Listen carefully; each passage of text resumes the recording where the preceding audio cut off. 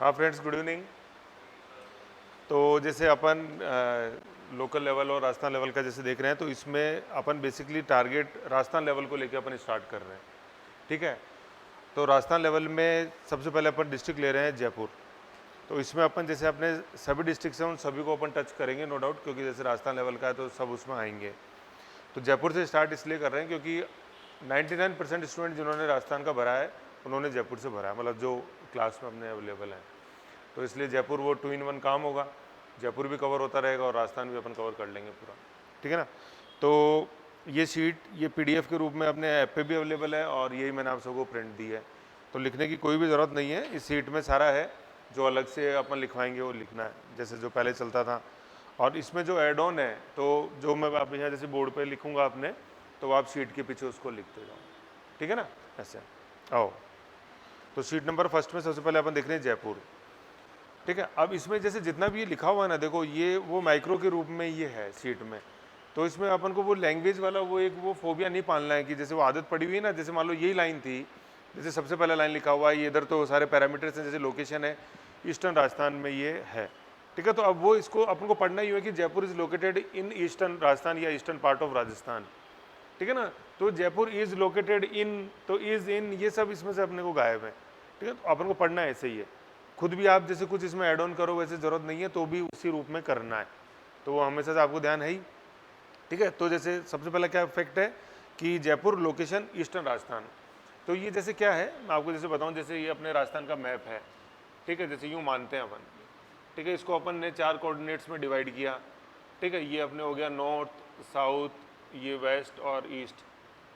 तो जैसे ये चारों दिशाएं हो गई। तो जैसे एक आप ये वर्ड अपन ने सुना, ये न्यूज़ बोलते हैं ना, नॉर्थ ईस्ट वेस्ट साउथ, तो ऐसी एक्टिविटी जो चारों दिशाओं का अपन ज्ञान दे उसको न्यूज़ बोलते हैं। तो ये अपने राजस्थान का मैप ये चारों ही है। ठीक है। तो जयपुर जैसे जो अपन देख रहे हैं वो ये लोकेशन है इसकी ईस्टर्न साइड में। ठीक है। तो जैसे क्वेश्चन आ जाए कि in which part of Jaipur is located, तो वो ईस्टर्न राजस्थान अपन को उसमें करना है। ठीक है ना। अब इसमें अपन को दिमाग नहीं लगाना कि ये सर सेंट्रल ईस्टर्न होगा या नॉर्थ ईस्ट होगा, उसमें नहीं जाना। अपन के ये 4 दिशाएं जो हैं, तो 4 दिशाओं के में से ही चलना है। मतलब जो 4 का जो 8 बनता है ना सेंटर निकाल के, उसके हिसाब से नहीं चलना। तो मेन ये ईस्टर्न साइड में है और ईस्टर्न में ये इसकी लोकेशन है। अब वो ना वो मैप देखो एक बार जो मैंने अभी दिया है ना आपको, पॉलिटिकल मैप। तो जो भी अपन डिस्ट्रिक्ट देखें उसको पॉलिटिकल मैप में अपन को टिक करना है कि हाँ आज मैंने ये पढ़ा है, और वो अपने को लोकेट करना आना चाहिए वो कहाँ है। तो जयपुर बिल्कुल सेंटर लाइन में टिक लग रही है, देखो है ना, कैपिटल का टिक लगा हुआ है, इसमें लिख लो अपने जयपुर लिख लो। ठीक है ना, ये जयपुर। तो अब जैसे इसका आप अब एक बार वो हल्का सा जैसे ये प्लस वाला जो ये जो मैंने बनाया ना, इस प्लस को फील करो एक बार इस मैप के अंदर, प्लस बना के हल्का सा जैसे आप ऐसा करो, इस देखो यूं देखो, इस मैप को ऐसे यूं ऐसे फोल्ड करो 4 में ऐसे हल्का, मतलब क्रीज में डालना ज़्यादा, और फिर वो चीज़ नोट करो आप जो मैंने बताई भी आपको। हाँ, हल्का हल्का देख लो,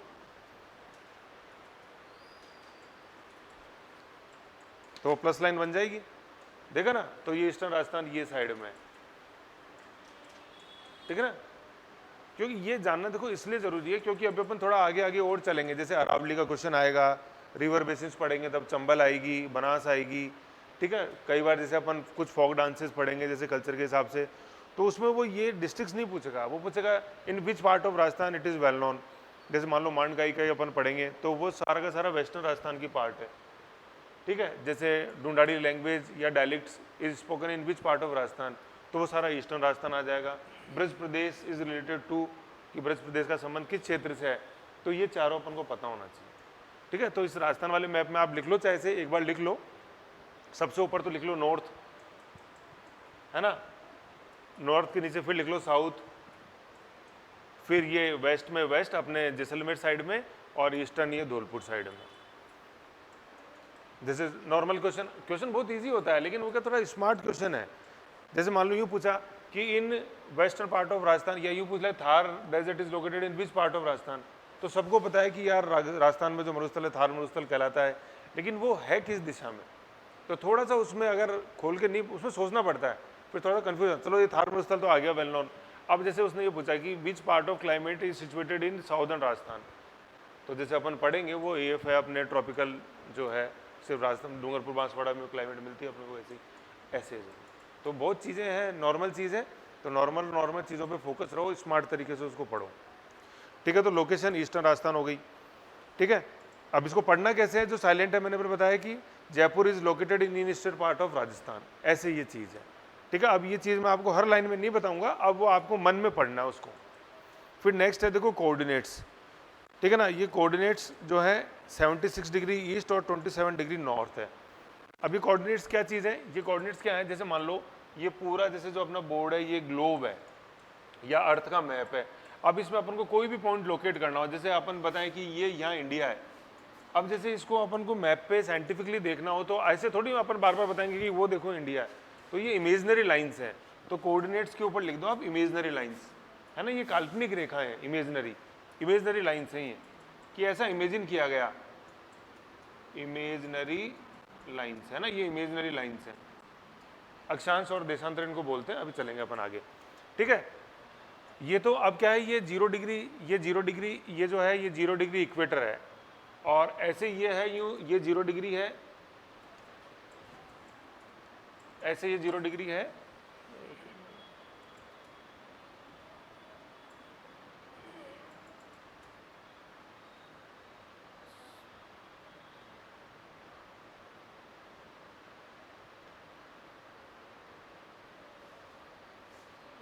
ऐसे मान लो, है ना, ये 0 डिग्री है, तो ये 0 डिग्री तो इक्वेटर है और ये 0 डिग्री ग्रीनविच है अपना। हाँ, तो मतलब एक अज्यूम कर लो,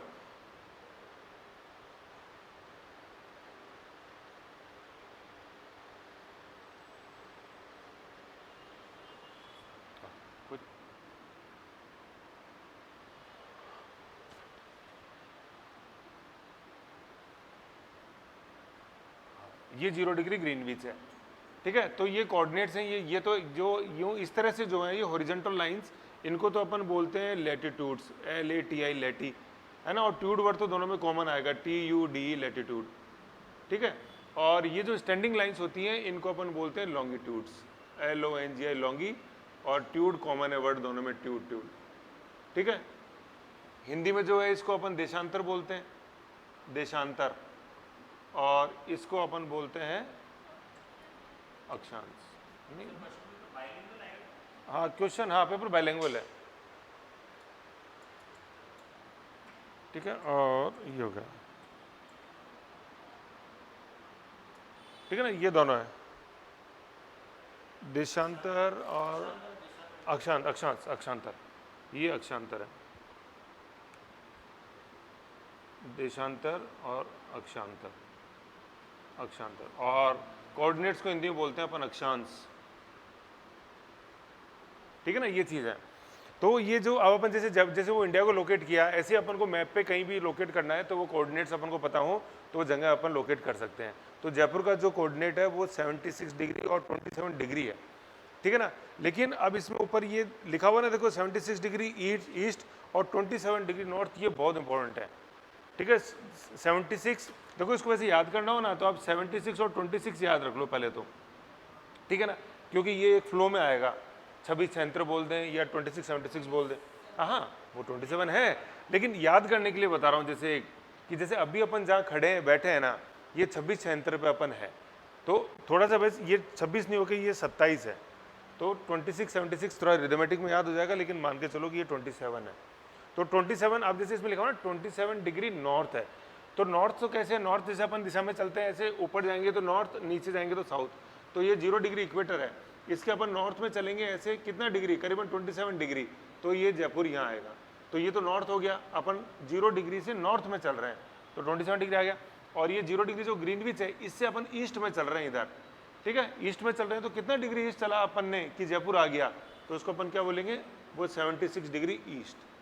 तो ग्रीनविच से 76 डिग्री तो ईस्ट में चले और 0 डिग्री इक्वेटर से 27 डिग्री अपन नॉर्थ में चले, तो अपन को क्या मिल गया, जयपुर मिल गया। अब जैसे क्वेश्चन आता है ना, क्वेश्चन कैसे आता है कि which of the following option represents correct latitudes and longitudes या कोऑर्डिनेट्स ऑफ जयपुर, तो उसमें कैसे लिखा रहेगा 76 डिग्री नॉर्थ 27 डिग्री ईस्ट, तो वो गलत हो गया ना, 27 डिग्री जो है वो ईस्ट थोड़ी है, वो तो नॉर्थ है, 0 डिग्री इक्वेटर से नॉर्थ में है जयपुर।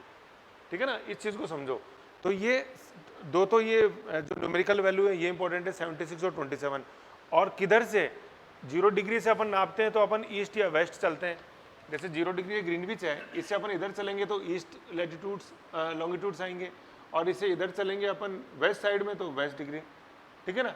और ये 0 डिग्री इक्वेटर है, इससे अपन नॉर्थ में चलेंगे तो नॉर्थ कहलाएगा, इससे अपन साउथ में चलेंगे तो वो साउदर्न कहलाएगा। समझ रहे हो? तो ये इस तरह से है।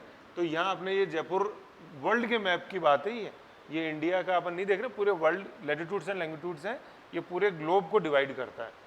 अब जैसे आपने पढ़ा होगा कल, जैसे अल जवाहिरी जो LTT का जैसे प्रमुख, उसको जैसे अमेरिका ने ड्रोन से टारगेट किया, तो वो पायलट लेस व्हीकल्स होते हैं, तो उसके अंदर टारगेट करना होता है तो अफगानिस्तान की कोऑर्डिनेट्स लगा दिए उसमें। अब जैसे आप जैसे काबुल के कोऑर्डिनेट्स देखोगे अमूमन, जैसे कॉमन सेंस लगाओ, अब अपन 76 डिग्री ईस्ट पे आ रहे हैं तो काबुल अपने थोड़ा सा इधर है, तो उसका जो कोऑर्डिनेट है वो करीबन 68 डिग्री ईस्ट है, ठीक है। और ये तो लैटिट्यूड है, लॉन्गिट्यूड है सॉरी 68 डिग्री, तो और ऊंचाई में जैसे देखोगे तो करीबन 32 डिग्री नॉर्थ उसका लैटिट्यूड है, 32 डिग्री नॉर्थ। तो वो जो ड्रोन से जैसे उसको टारगेट किया तो उसमें कोऑर्डिनेट्स फिट कर दिए और ऑटोमेटिक उसने हिट किया। जैसे एयरप्लेन से अपन देखते हैं कि ऑटो पायलट मोड में चलते हैं तो वो कोऑर्डिनेट्स में फीड कर देते हैं और वो ऑटोमेटिक उड़ता है। कई बार रनवे जैसे नहीं दिखता है तो वो कोऑर्डिनेट से वो उसको ट्रैक कर लेते हैं कि अभी अप्रोचिंग लाइट भी जैसे नहीं दिख रही है तो इस कोऑर्डिनेट पे अपन को चलना है ना। तो ये कोऑर्डिनेट्स का बिल्कुल एक बेसिक क्वेश्चन है, ऐसे में ध्यान रखना। अब नीचे मैप बना हुआ है, देखो उसमें लिखा हुआ है 76 डिग्री ईस्ट, ये जो स्टैंडिंग लाइन है इन पे लिखा हुआ है 76 डिग्री ईस्ट, और जो स्लीपिंग लाइन है उस पर लिखा हुआ है 27 डिग्री नॉर्थ। तो नॉर्थ जहाँ लिखा हुआ है ना वहाँ डैश करके लिख लो लैटिट्यूड, लैटिट्यूड। अब देखो इसमें लैटिट्यूड और लॉन्गिट्यूड में थोड़ा सा कंफ्यूजन हो जाता है, लेकिन अब एक वर्ड को पकड़ो, ये देखो इधर इधर देखो, ये लिखा है लेटी, लेटी लिखा हुआ है ना, तो लेटी का मतलब लेटी हुई, समझ रहे हो। तो इसमें लेटी हुई रेखा जो है, स्लीपिंग लाइन जो है, उनको अपन क्या बोलेंगे, लैटिट्यूड बोलेंगे। समझ गए पहली चीज तो ऐसे। अब लॉन्गिट्यूड कैसे ध्यान रहे, अब लॉन्गिट्यूड जैसे आप मैप पे जितने भी कंट्रीज को देखोगे ना तो वो सब ऐसे वर्टिकल फॉर्म में अपन को दिखाई देते हैं। जैसे मान लो इंडिया, इंडिया जैसे यहाँ है तो इंडिया अपन को यहाँ इस तरह से यूँ दिखाई देता है, यहाँ ऐसे बना हुआ इंडिया दिखता है नहीं दिखता वर्ल्ड के मैप में। तो सारे जो देश हैं वो ऐसे अपन को खड़े हुए दिखाई देते हैं। जैसे अपन अफ्रीका देखते हैं तो अफ्रीका करीबन करीबन यहाँ ऐसे इस तरह से दिखाई देता है, यहाँ से, तो ये भी तो यूँ खड़े हुए हैं। तो ये देशांतर हैं ये सारे, समझ रहे हो। तो इस तरह से जैसे जो है वो सारे देशांतर आएंगे और इस तरह से जो आएंगी वो लैटिट्यूड्स आएंगे।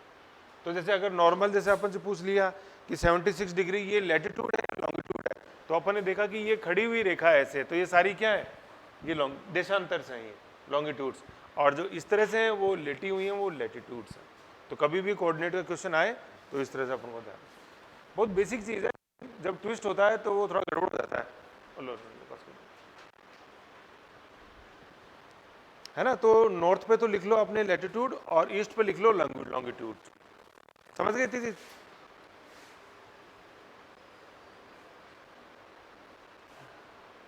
है ना। अब अपन जब राजस्थान पढ़ेंगे ना तो यही चीज राजस्थान में भी आएगी, ठीक है। तो एक बार जैसे इन कॉन्सेप्टों को समझ जाओ, जैसे लोकेशन वाला क्या कॉन्सेप्ट है, फिर कोऑर्डिनेट्स वाला क्या कॉन्सेप्ट है। तो मैंने जो फर्स्ट वीडियो में आपको ऑनलाइन ऐप में डाला था उसमें बताया था कि पैरामीटर सब यही होंगे जब अपन राजस्थान पढ़ेंगे, बस ये फिगर्स बदल जाएंगी इधर वाली। अब जैसे अपन ये लोकेशन पढ़ेंगे ना राजस्थान की, तो वो ये वेस्टर्न के अंदर आएगा, इंडिया के वेस्टर्न भाग में है राजस्थान। तो अभी अपन जयपुर पढ़ रहे हैं, तो ये कंफ्यूज मत हो जाना आपकी, सर आप उसने तो ईस्टर्न बता रहे थे आज वेस्टर्न आ गए, तो वो कॉन्टेक्स्ट ध्यान रखो किस कॉन्टेक्स्ट में बात कर रहे हैं, ठीक है ना। ऐसा फिर थर्ड फैक्ट आता है अपने नेबरिंग डिस्ट्रिक्ट्स, ठीक है ना। जयपुर के आसपास के जो डिस्ट्रिक्ट्स हैं वो कौन से हैं, तो इसमें इसी तरीके से याद करना है। कई बार क्या होता है, देखो इधर देखो, जैसे बुक्स वगैरह जैसे बोलते हैं ना, बुक्स बता दो सर, बुक्स पढ़ लो कोई दिक्कत नहीं है उसमें, उसमें रटने के हिसाब से बता देते हैं कि जैसे सीकर से सीकर याद कर लो, इधर दौसा याद कर लो, इधर टोंक याद कर लो, ऐसे याद कर लो। डिस्ट्रिक्ट्स तो वही है लेकिन वो टाइम गया। उसमें अपन को क्या देखना है कि नॉर्दर्न साइड में कौन सा डिस्ट्रिक्ट है, साउदर्न साइड में कौन सा है, ईस्ट में और वेस्ट में, ऐसे ध्यान। तो इस मैप को देखो, तो पहले तो ये न्यूज़ मैंने बताया था, न्यूज़ ये ध्यान रखो चारों दिशाओं में किधर। फिर इसमें क्या है, अब देखो सेंटर में तो अपना जो है वो जयपुर है, उसके नॉर्दर्न साइड में देखें तो अपन सीकर, ठीक है ना, साउदर्न में, वेस्ट में और ईस्ट में दौसा। अब ये चीज इस मैप में फील करो एक बार, जो मैप दिया है ना मैंने अभी, और उसमें लिखो ये चीज, क्योंकि बहुत जनरल क्वेश्चन है ये कि निम्न में से कौन सा जिला जो है वो जयपुर का एडजॉइनिंग नहीं है। ये बार पास करो, है ना। जयपुर के बिल्कुल जो नॉर्थ में है वो सीकर है, और अलवर, अलवर अपन ने ये नॉर्थ ईस्ट के अंदर है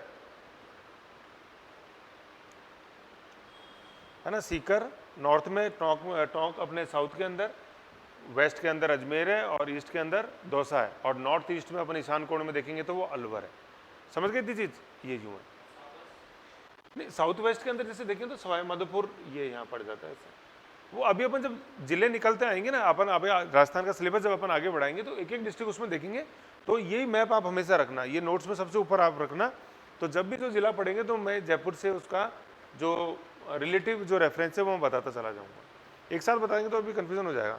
ये इसलिए बता रखे क्योंकि ये ऊपर वाले सारे जयपुर डिवीजन का पार्ट है, अभी देखते हैं आगे, ठीक है ना। हाँ, ठीक। अब देखो ये कैसे मदद करता है, जैसे मैं आपको बताऊं कि जैसे अपन बैराट पढ़ेंगे, कल्चर अपने है ना, तो बैराट आएगा जो वेल नोन है, मतलब जयपुर के सिलेबस के अंदर। तो वो जयपुर के किस साइड में, तो वो जैसे अलवर साइड में है तो वो ईस्टर्न जयपुर के अंदर है, वो जयपुर के ईस्ट भाग के अंदर। तो अब उनको पता होना चाहिए भाई अलवर किस साइड है जयपुर से, तो वो विराटनगर जैसे जो बिल्कुल वो मत्स्य जनपद की राजधानी था, बाबरू अभिलेख जैसे जो अपन पढ़ेंगे ऐसा, ठीक है, ये हो जाएगा। फिर टॉप, फिर अगला फैक्ट जो देखते हैं वो डिवीजन, ठीक है ना। तो मतलब जयपुर जो है वो कौन से डिवीजन में, तो जयपुर डिवीजन ही नाम है इसका, संभाग जैसे जो है। तो इसमें आप साइड डिवीजन के नीचे लिख लो टोटल 7 संभाग, है ना, संभाग लिख लो, संभाग टोटल 7 संभाग हैं अपने।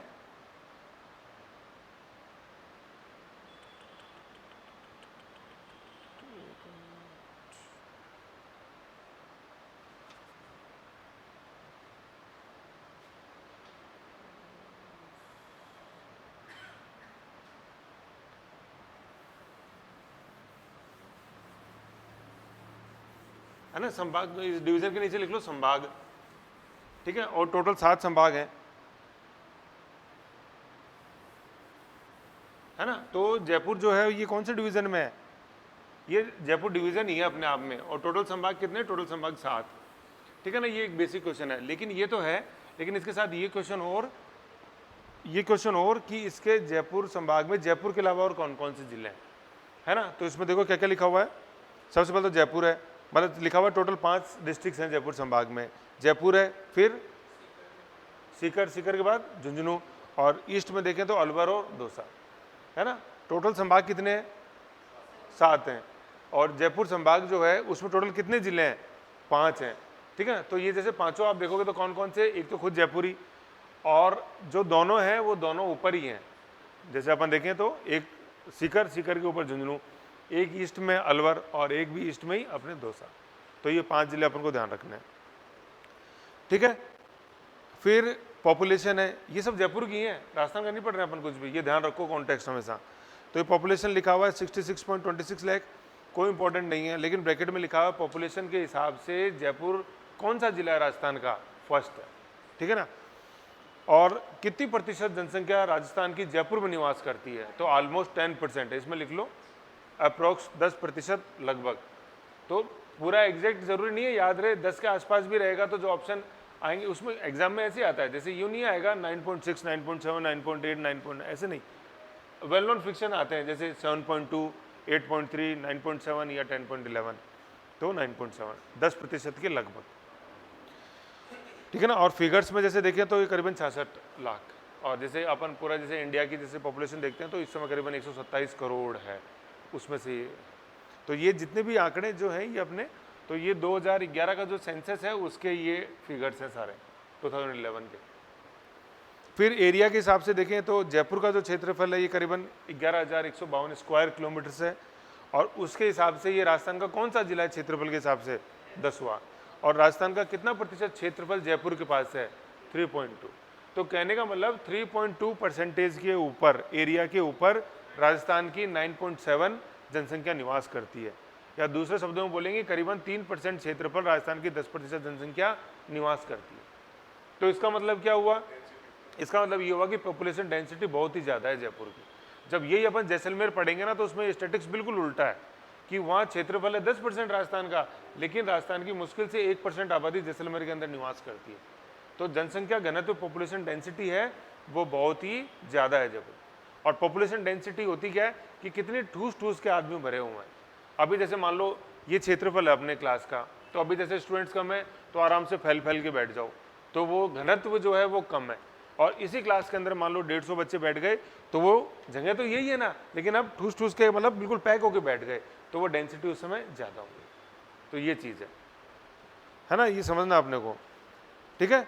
तो पॉपुलेशन 10% और क्षेत्रफल राजस्थान का करीबन 3% राजस्थान के पास है।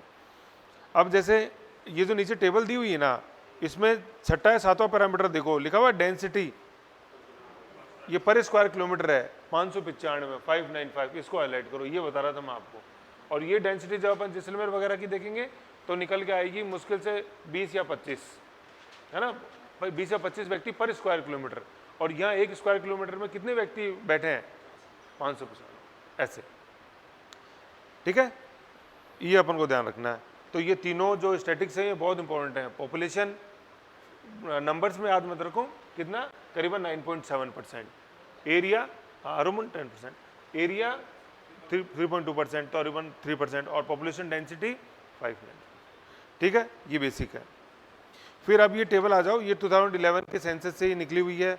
पॉपुलेशन देख ली, एक्चुअल पॉपुलेशन 66.26 लाख देखी वो है, मेल पॉपुलेशन ये, फीमेल ये, कोई इंपॉर्टेंट नहीं। फिर अगला लिखा हुआ है ग्रोथ रेट, इसको इंपॉर्टेंट करो, पॉपुलेशन ग्रोथ रेट 26.19। ये क्या है? ये जनसंख्या वृद्धि दर है कि 26% का मतलब है कि पहले 2001 के अंदर अगर आपके पास 100 लोग थे, तो 2011 की जो पॉपुलेशन सेंसस है उसमें आपके पास 126 लोग हैं, है ना। तो 26% लोग बढ़ गए। तो 100 पहले थे 2001 में, तो अब 126 आपके पास हैं।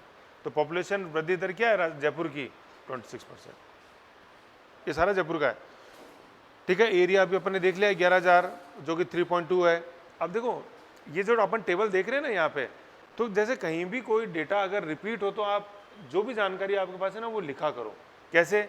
जैसे अभी सबसे ऊपर आई ना पॉपुलेशन 67, तो उसमें आप ब्रैकेट में लिखो फर्स्ट इन राजस्थान, है ना। ये आदत डालो लिखने की, तो इसमें मतलब चलते चलते रिवीजन हो जाएगा ये, है ना। तो लिखो इसमें फर्स्ट इन राजस्थान।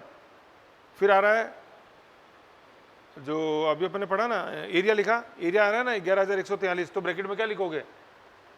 एरिया के हिसाब से जयपुर कौन सा है? नंबर 10th इन राजस्थान, और फिर लिख लो 3.2% ऐसे।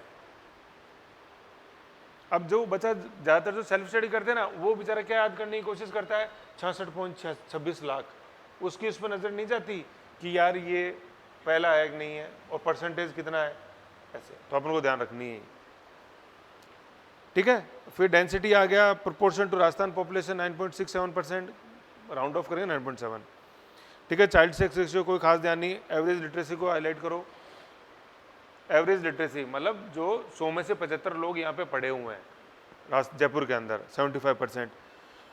मेल लिटरेसी और फीमेल लिटरेसी, मेल्स में 100 में से 86 पढ़े हुए मिलेंगे, और फीमेल में 100 में से 64 पढ़े हुए मिलेंगे। तो कहने का मतलब मेल लिटरेसी जो है वो कंपेटिवली ज़्यादा है ना। इसमें यहाँ लिख लो, है ना। इसका निष्कर्ष क्या निकला?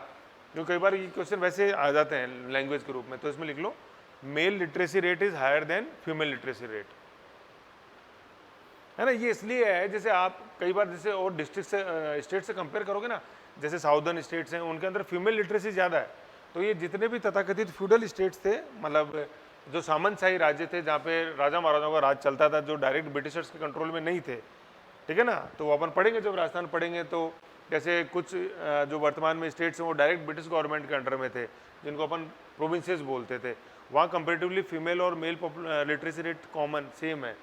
लेकिन जो फ्यूडल स्टेट्स थे जहाँ सामंतशाही राजशाही चलती थी, वहाँ तुलनात्मक रूप से फीमेल लिटरेसी कम है। आज भी आप देखो मतलब एनकरेज करना पड़ता है सर्व शिक्षा अभियान के तहत कि आओ बालिका को पढ़ाएं, जबकि आज़ादी के करीबन कितने साल अपन आज करीबन 70 साल होने 75 साल मना ही रहे आज़ादी का अमृत महोत्सव।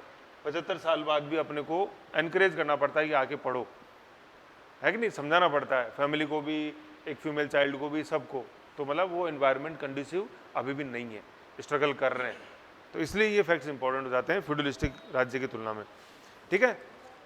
तो ये बेसिक इस शीट के अंदर था अपना, और इसी का कंटिन्यू हुआ। आगे पेज नंबर 2 निकालो।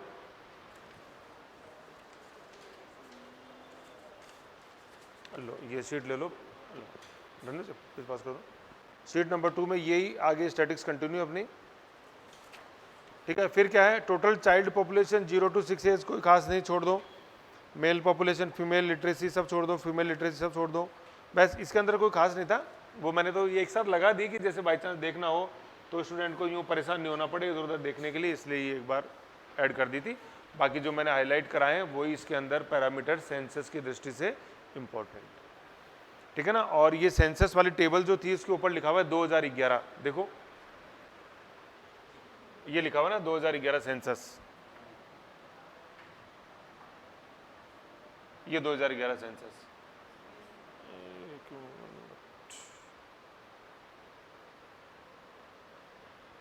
एक बार बोल रहा हूँ भैया को, नहीं क्लीन हॉल से यार पीडीएफ हट जाएगी।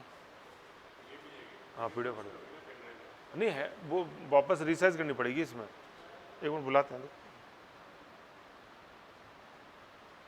हाँ हट जाएगी, सही सही सही सही, वापस आ गया।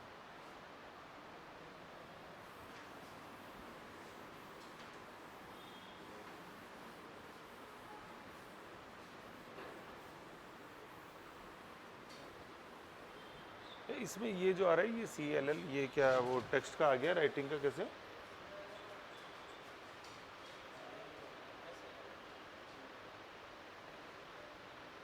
ये राइटिंग पैड आ गया, ग्रिड ग्रिड आ गया सर क्या?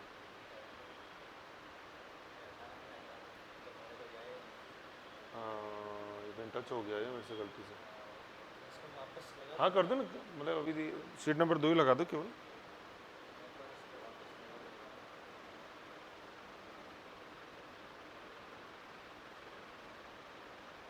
चलो तो उसमें 2011 वाला वो सेंसस है वो उस पर हाईलाइट कर लो, ठीक है ना। और हर 10 साल बाद होता है सेंसस, तो जैसे ये 2022 में होना था, 2021 में होना था, लेकिन जैसे कोविड के कारण इसको टाला गया। फिर गवर्नमेंट का अब ये सोचना है कि हर ये 10 की जो जनगणना होती है इसे ख़त्म किया जाए और रियल टाइम बेसिस के ऊपर जो जनगणना है वो हो, है ना। रियल टाइम बेसिस का मतलब क्या है कि जैसे ही बर्थ हो तो बर्थ का रजिस्ट्रेशन हो और वो पॉपुलेशन क्लॉक जो है वो हो, मतलब ज़रूरत नहीं पड़ेगी हर 10 साल बाद अपन कराएं यूँ। तो ये तो ही होगा। फिर नेक्स्ट अपन पैरामीटर देखते हैं, वो है रिवर्स, है ना। ये जयपुर की रिवर्स हैं, तो कौन कौन सी? सबसे पहला क्या लिखा हुआ है? बाणगंगा। दूसरा ढूंढ, है ना। अगर जैसे आपको परेशानी होती है ये इंग्लिश फॉन्ट को पढ़ने में तो इसको, हाँ सेकंड, है ना। इसको जैसे मान लो आपको जैसे यूँ ये पढ़ने में परेशानी है इंग्लिश में, सर मैं हिंदी मीडियम से, तो इसमें आप लिख लो हैंड टू हैंड लिख लिया करो हिंदी में बाणगंगा, ठीक है। ढूंढ, ये ढूंढ, ठीक है। और ये है गर्भावती अपने जलमहल, तो ऐसे इनको हिंदी में लिख लो, प्रोनाउंसिएशन नहीं चढ़े तो एक बार लिख लिया करो हिंदी में। तो ये 3 रिवर्स है जिनका लेना देना राजस्थान में जयपुर से है, ठीक है ना।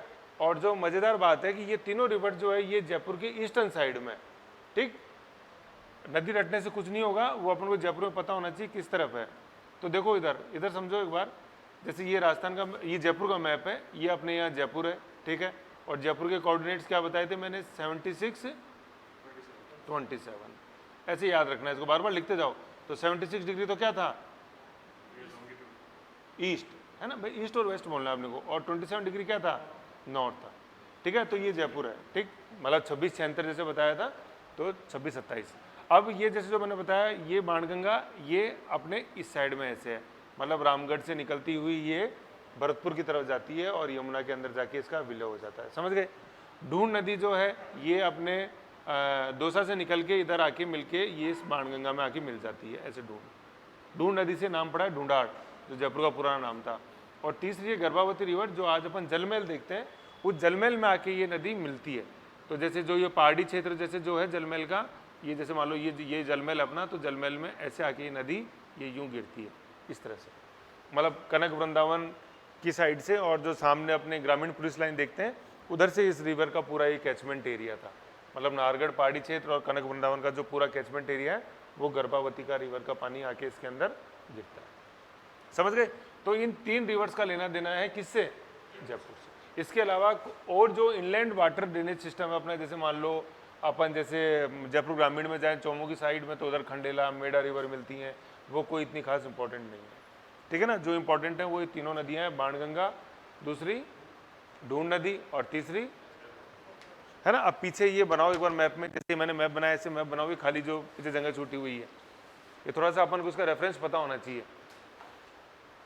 और बाणगंगा जैसे जो है, तो जो मैंने अभी एंशिएंट राजस्थान अपन ने पढ़ा था पूरा ऐप पे जो वीडियो डला हुआ है, तो जो वैदिक एज में जो साइट थी उसमें मैंने बताया था इसको बाणगंगा बाणगंगा क्यों बोला गया, ठीक है ना। तो जैसे भीम को प्यास लगी तो अर्जुन ने तीर चलाया नीचे, तो अर्जुन के तीर से ये पानी की धारा निकली, तो चूंकि वो धारा अविरल थी तो उसको नाम दिया गया गंगा। और वो किसके बाण से निकली?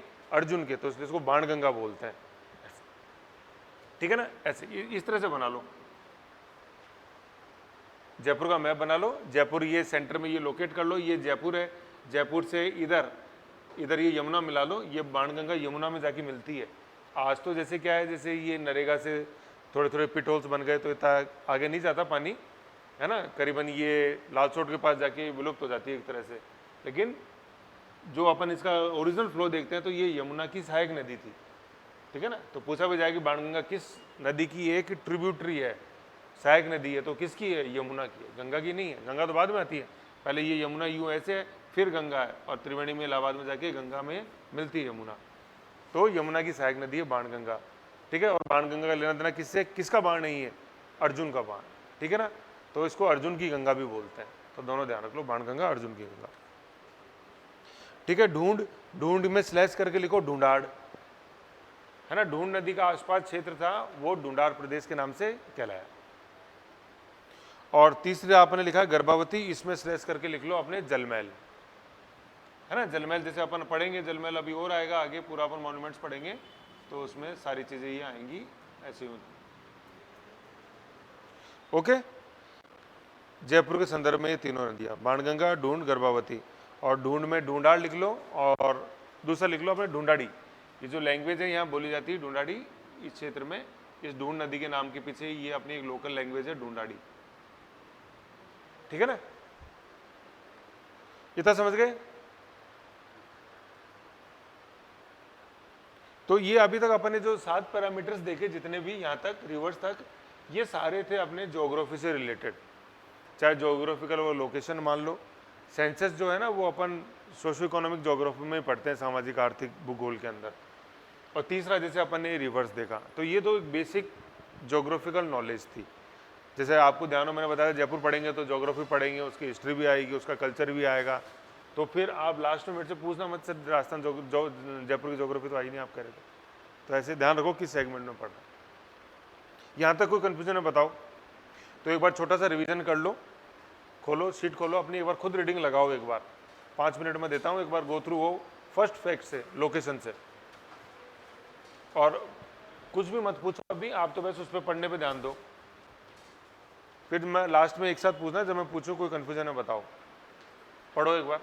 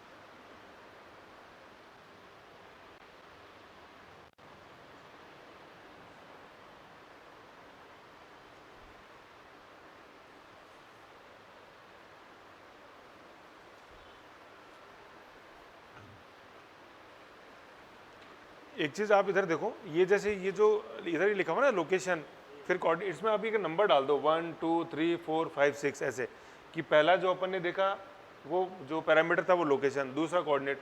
तो आपको रिवीजन करने में आसानी होगी, है ना, कि ज्योग्राफी के कितने मैंने पॉइंट्स देख लिए ऐसे। ये एक्चुअली इसमें डला हुआ था लेकिन वो थोड़ा इंडेंट के कारण इसमें प्रिंट नहीं हुआ। तो लोकेशन 1 डाल दो, coordinates 2, neighbouring district 3, division 4, population 5, area 6, फिर टेबल पे सेंसस टेबल 6 और रिवर पे 7। तो 7 अपन ने पैरामीटर्स देखे, ऐसे रिवीजन करो।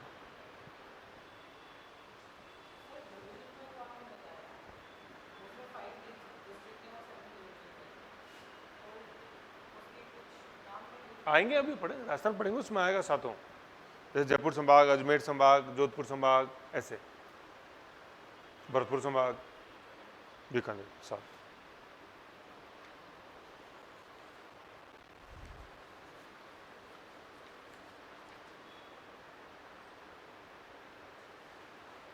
देख लिया? कोई कंफ्यूजन है बताओ यहाँ तक? सही है। और है ना वो उस चीज़ में है ना, आप ना तो यहाँ कन्फ्यूजन पालो आपकी सर वो लैंग्वेज में नहीं, क्योंकि आदत अपनी वैसे पड़ी हुई है थ्योरी में, है ना, तो वो उस इनर्शिया को, तो उस जड़त्व को तो तोड़ना आपने को, तो उसमें वो मत पालो कि सर ये ऐसे नहीं लिखा कि जयपुर में 3 नदियाँ हैं, बाणगंगा ऐसे है, वो बाणगंगा अर्जुन की बाण से निकली ऐसे, है ना, अर्जुन की बाण, मतलब वो पूरा अपन लिखें जैसे होता है ना तथाकथित, मैं ऐसे भी लिखना चालू करता, जयपुर की प्रमुख नदियाँ बाणगंगा, इसको बाणगंगा इसलिए कहते हैं, छुपी हुई बेरोजगारी है वो, उसका कोई यूटिलिटी नहीं है उसका, है कि नहीं? सीधी पिन पॉइंट बात करनी है अपन को, मेरे को समझानी है, आपको समझनी है, खत्म, इतना ही रिश्ता अपना, है ना। रिश्ता तो बहुत गहरा है, लेकिन अभी एग्जाम तक इससे गहरा तो कोई रिश्ता ही नहीं है कि नहीं? पेरेंट्स के रिश्ते के बाद अगर कोई रिश्ता जुड़ता है जो वो ये शिष्य और गुरु का ही है, ठीक है ना। तो ये है, तो यहाँ तो ये हो गया। अब हाँ, मैं ये कह रहा था घर जाकर भी वो आप गलती मत करना कि आप जैसे एक नोटबुक उठाओ और उसमें यूँ लिखने लगो, नो। वो मतलब वो ये मान लो कि वो फेलियर का पहली सीढ़ी अपन ने चढ़ ली, सक्सेस की नहीं, फेलियर की। उससे बढ़िया तो ये है कि यार जाके इनको अपन को लर्न करना है, ठीक है ना, ना इसके अंदर कोई चीज़ ऐड करनी है अपन को कि आप जाओ देखो मैं गूगल से भी और जोड़ता हूँ, इसके जोड़ने तो मैं ही जोड़ देता, और जुड़ी हुई है, अभी अपन पढ़ेंगे आगे और चीज़ें आएंगी इसमें। तो अभी आपको लग रहा होगा यार ये तो कम, यार रिवर्स करके 3 नाम लिख दिया, यार ऐसे थोड़ी होता है, अरे बहुत कुछ चाहिए। फिर आप देखो नहीं मैं इसका लंबाई लिखूंगा, अभी देखना मैं इसमें और बता, फिर मैं भी बता दूंगा जब पेपर होगा और रिजल्ट आएगा, ऐसे। तो पढ़ो आप तो आराम से, जो है मोर देन सफिशिएंट उसको देखो। अब जो करना है ना बस रिवीजन करना है, और कोई भी एक्स्ट्रा चीज़ लिखो ना, जैसे बाई चांस मैं ही जैसे बता देता हूँ कि यार ये तो इस सीट पे लिखो पीछे, अपन को नोटबुक में कुछ नहीं लिखना, ठीक है ना। कोई नोटबुक आज तो आप लिया है ना, कल से कोई नोटबुक नहीं लेके आनी है आपको इसी सीट में पीछे लिखना है ना। और एक पेन रखना है और एक हाईलाइटर, जैसे जो है ना ये ऐसा हाईलाइटर रखना है अपने को, तो जैसे मैं बोले इसको हाईलाइट करो तो उसको हाईलाइट करना है, ठीक है ना। तो उससे यूँ हो जाएगा कि भाई जब अपन एग्जाम और नज़दीक आता जाएगा तो जो हाईलाइटेड चीज़ें उनको तो देखना ही देना, जो पीपीआर करेंगे ना अपन, पन्ना प्लेट रिविजन, ओके। अब अपन आगे पढ़ते हैं टाइटल्स। तो यहाँ से कुछ कुछ जो कल्चरल एस्पेक्ट जो है ना, जैसे आर्किटेक्चर से जो रिलेटेड है, कल्चरल एस्पेक्ट है जयपुर का, उसमें अपन एंटर करें। तो सबसे पहले तो आ रहा है टाइटल्स, ठीक है ना। तो ये मतलब ये जयपुर के टाइटल्स हैं सारे। तो सबसे पहले लिखा हुआ है पेरिस ऑफ इंडिया, ठीक है ना। इसको पेरिस ऑफ इंडिया की जगह स्लैश करके ईस्ट भी लिख लो, पेरिस ऑफ ईस्ट। अब पहली बात तो ये दिमाग में ये आनी चाहिए कि सर इसको ईस्ट क्यों बोलते हैं। तो अब वो पहले सबसे पहले जहाँ मैंने चालू करी थी शुरू के 5 मिनट जो समझाया था कि ये 0 डिग्री ग्रीनविच है, इसके ईस्ट में है इंडिया, तो जितने भी इंडिया के जितने भी प्लेसेस हैं उन सब में ईस्ट वर्ड जुड़ेगा, है कि नहीं है। तो वो ईस्ट में पड़ा, तो पेरिस ऑफ ईस्ट। पेरिस तो अपने यूरोप में, जो करीबन जो है अपने ग्रीनविच के पास ही, ग्रीनविच है वो भी ईस्ट में पड़ता है, लेकिन पेरिस तो हो गया अपने फ्रांस के अंदर, और उससे तुलना की गई, ठीक है ना। तो तुलना की गई तो कौन सा शहर मिला उसके अनुरूप, जयपुर, ठीक है ना। तो पेरिस ऑफ ईस्ट जयपुर। फिर दूसरा, ये ओल्ड फैशन है, ये क्वेश्चन गया। अब क्वेश्चन ये है कि इसको क्यों बोला जाता है पेरिस ईस्ट का। तो पेरिस जैसे जो है यूरोप में, फ्रांस के अंदर, तो वो अपने मॉन्यूमेंट्स के लिए जाना जाता है। मैंने ब्रैकेट में आगे लिखा हुआ, हाँ देखो आर्किटेक्चर। अब देखो कई बार तो मैं ही खुद सोचता हूँ लिखवाऊँ, लेकिन वो ऑलरेडी लिखा हुआ है। हाँ तो कुछ नहीं लिखना आपको, मैं बार बार बोल रहा हूँ ये, ठीक है ना। जो लिखा हुआ है उसी पे ध्यान दो और उसी को मगअप करने की कोशिश करो, ठीक है ना। तो ये आर्किटेक्चर के कारण बोला जाता है, ठीक है। ऐसा क्या है कि जयपुर को पहले आता था, ये पहली जो जनरेशन थी ना उस समय क्वेश्चन था, Paris of east is known as, अब Jaipur is known as Paris of east because of, तो कारण क्या है उसका, किस कारण, वास्तुकला के कारण, ठीक है ना, ऐसे। और फिर वास्तुकला में डैश करके लिख लो सवाई जयसिंह, ठीक है ना। सवाई जयसिंह सबसे इंपॉर्टेंट है, सवाई जयसिंह का योगदान है वास्तुकला के पीछे। जो सबसे नीचे अपन देख रहे हैं ये चेस ग्रिड पैटर्न, ये पंडित विद्याधर भट्टाचार्य है, उन्हीं की देन है ना। तो ये आर्किटेक्चर, हाँ सवाई जयसिंह सेकंड, मतलब सवाई जयसिंह अपन बोलेंगे ना तो वो सेकंड ही आएगा वो, लेकिन अभी कोई बात नहीं, सवाई जयसिंह लिख लो या जयसिंह सेकंड लिख लो, लेकिन सवाई जयसिंह सेकंड नहीं लिखोगे, है ना, क्योंकि दोनों अलग अलग, सवाई जयसिंह सेकंड तो कोई हुआ ही नहीं है, अब वो लिख देते हैं, वो बात अलग है, लिखने में तो कुछ भी लिख सकते हैं, सब अपनी मर्जी के राजा हैं। तो या तो लिखो सवाई जयसिंह, सॉरी, या तो लिखो सवाई जयसिंह, या तो लिखो सवाई जयसिंह, है ना। इसको यूं शॉर्ट में लिख दिया करो, वो पूरा मत लिखो सवाई जयसिंह। क्या सेंस बनेगा, समझ में आ गया ना, एसजीएस। एक तो सवाई जयसिंह लिख दो, या इसको लिखना है अपने को जेएस सेकंड, ऐसे जयसिंह द्वितीय, ठीक है ना। एक मिर्जा राजा जयसिंह हुआ है जो शिवाजी को पकड़ के लेके आए थे जयपुर पैलेस, आगरा, वो जयसिंह फर्स्ट हैं, उसको मिर्जा राजा जयसिंह बोलते हैं। और ये सवाई जयसिंह है, ठीक है ना, जयपुर के जो फाउंडर है, तो इनको जयसिंह सेकंड बोला जाता है। फिर एक जयसिंह तृतीय भी हुए हैं, ठीक है ना, वो पढ़ेंगे। खैर कोई बात नहीं, अभी बस इतना ध्यान रख लो, आर्किटेक्चर की बात आई तो सवाई जयसिंह याद रखना अपने, समझ गए, ये चीज़ है आर्किटेक्चर। फिर दूसरा टाइटल जो है वो है वेनिस ऑफ इंडिया। तो हालांकि जयपुर से रिलेटेड नहीं है, अपने राजस्थान से रिलेटेड है, तो वो कौन है, वो उदयपुर है। और बोला क्यों जाता है, ब्रैकेट में लिखा हुआ है कारण, वो लेक्स के कारण, ठीक है ना। वेनिस जैसे जो है, तो वेनिस शहर अपने इटली में है, नॉर्दर्न इटली, तो वो उसमें क्या है, जैसे क्या है, अभी जैसे आप आए ना, जैसे मान लो आप घर से यहाँ तक आए, क्लास तक आए, तो जैसे अपन बाई रोड आए, यही क्लास अगर मैं वेनिस में ले रहा होता तो आप रोड से नहीं आते, आप नाव में बैठ के आते, है ना। वहाँ इंटरलिंकिंग मतलब रिवर्स अच्छा है जैसे, ठीक है। तो वहाँ जैसे जो नाव है ना, उस नाव को अपन बोलते हैं गोंडला, GONDOLA, गोंडला, ठीक है ना। वो किस तरह की जैसे नाव होती है, देखो इस तरह से, देखो इधर मैं शेप बना रहा हूँ, पीछे ये इस तरह से यूँ उभरी हुई, इस तरह की वो बोट्स होती हैं एक तरह से, पीछे से तो थोड़ा नीचे और आगे से यूँ उठी हुई। तो जैसे आपने देखा होगा, जैसे फैशनेबल शूज़ आते हैं तो वो आगे से उनकी वो टिप उठी रहती है, तो उनको गोंडोला शूज़ बोलते हैं, खास तौर पे जैसे जो जूतियाँ होती हैं वो, तो ये गोंडोला ही है। तो उसमें इटली में लिख भी लो, वेनिस में लिख लो, वेनिस में गोंडोला, ये शिप ऐसे, और वो लेक्स के कारण। तो आप उदयपुर में जैसे देख लो, हालांकि उदयपुर में भी लेक्स की कनेक्टिविटी ऐसी नहीं है कि वो सिटी के अंदर से जैसे गुजरती हो, लेकिन जो अपन ओल्ड सिटी जैसे जो देखते हैं, जैसे सिटी पैलेस हुआ, और मॉडर्न उदयपुर नहीं, पुराना उदयपुर, तो वो ऑलमोस्ट जुड़ा हुआ था लेक से, तो अपन जा सकते थे आराम से। जैसे अपन देखते हैं पिछोला झील है, स्वरूप सागर है, ऐसे फतेह सागर है, उदय सागर अलग है, दूर है, तो पढ़ेंगे तब आ जाएगा उदयपुर। लेकिन लेक्स के कारण उदयपुर को बोला जाता है वेनिस ऑफ, है ना, वेनिस ऑफ इंडिया बोलते हैं, वेनिस ऑफ ईस्ट बोल दो, बात एक ही है। और पेरिस अपने जयपुर।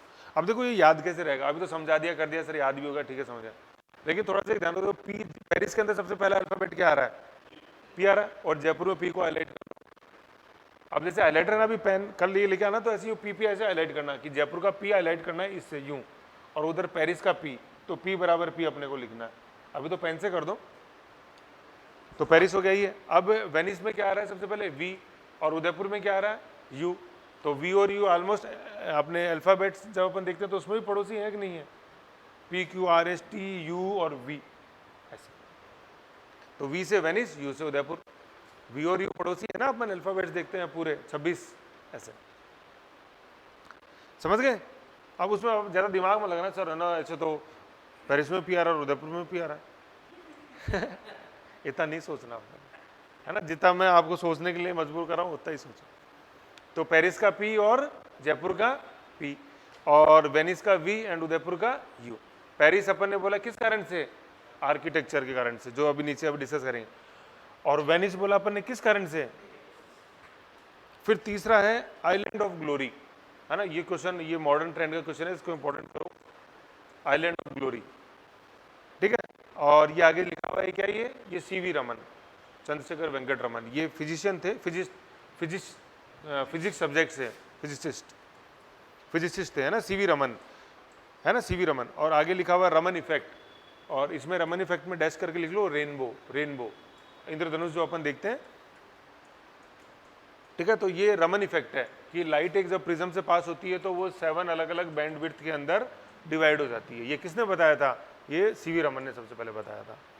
और फिजिक्स नीचे लिख लो, फिजिक्स जो अपन भौतिकी जिसको बोलते हैं, फिजिक्स के ये एक वेल नोन टीचर थे, साइंटिस्ट थे मतलब, CV रमन। हाँ, टीचर्स डे नहीं, टीचर्स डे नहीं है, टीचर्स डे तो सर्वपल्ली राधाकृष्णन पे है, नहीं है इसके बर्थडे पे, Raman effect, CV Raman, science day कुछ है, मैं बता दूंगा, अभी है इनके बर्थडे पे CV रमन। तो चलो रमन इफेक्ट, और आगे है नोबेल प्राइज 1930, है ना। रमन इफेक्ट के कारण इनको 1930 में नोबेल पुरस्कार मिला था, और ये सेकंड इंडियन थे जिनको नोबेल पुरस्कार मिला था। इससे पहले 1913 में मिला था रविंद्रनाथ टैगोर को, देख लो, सेकंड इंडियन फिजिक्स में पाने वाले सबसे पहले थे, ठीक है ना। आइलैंड ऑफ ग्लोरी, आइलैंड देखो, पहले तो ग्लोरी से तो मतलब क्या है कि ग्लोरी का, अब देखो मैंने बताया ना, जैसे रमन इफेक्ट मैंने बताया और इंद्रधनुष बताया, है ना। तो इंद्रधनुष का अपने आप मतलब क्या होता है कि एक वैभवशालीता को, एक ग्लोरी को दिखा रहा है, तो इनका लेना देना ही प्रकाश से था, है ना। तो ऐसी बातें इनके दिमाग में चलती रहती थी, तो जयपुर की तुलना करी उन्होंने एक वैभवता से, ग्लोरीपन से।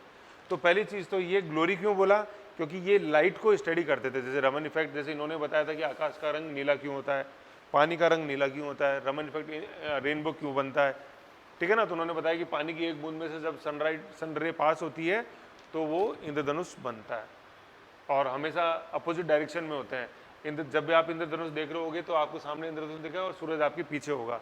ये सब कॉन्सेप्ट को लिंक करने वाले व्यक्ति कौन थे, सीवी रमन, ठीक है। तो इसलिए ग्लोरी तो इन्होंने इसलिए जोड़ा लाइट के कारण, और आइलैंड इसलिए जोड़ा क्योंकि जैसे अपन एक फ्यूडलिस्टिक स्टेट जितने भी देखे नॉर्दर्न इंडिया के अंदर, तो जयपुर की तुलना में किसी में भी इतनी ग्लोरी उस समय नहीं थी।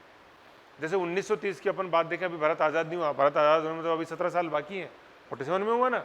तो 1930 का जैसे जो अपन जयपुर देखें, और उससे पहले का जैसे जो पूरा आफ्टर मुगल्स और मॉडर्न इंडिया में जो एक वैभवता थी नॉर्दर्न इंडिया में, तो सबसे ज़्यादा किस स्टेट के अंदर थी, वो जयपुर स्टेट के अंदर। तो इसलिए सीवी रमन ने तुलना करी है जयपुर की किससे, आइलैंड ऑफ ग्लोरी से। खासतौर पे जैसे उसमें बताऊँ क्या क्या जुड़ते हैं, जैसे ग्लोरी में जो जयपुर को अलग करते हैं नॉर्दर्न इंडिया में और स्टेट से, जैसे जंतर मंतर, सवाई जय सिंह का जितना भी योगदान है खास तौर पे, और अल्बर्ट हॉल जो अपन देखते हैं, राम सिंह, और फिर माधो सिंह सेकंड जो फिर लंदन जाएंगे एडवर्ड 7 की, उस पर गंगा जली जो अपन कॉन्सेप्ट देखते हैं ना, वो तो वो चीज़ें अलग थी जो और प्रिंसली स्टेट्स में नहीं थी।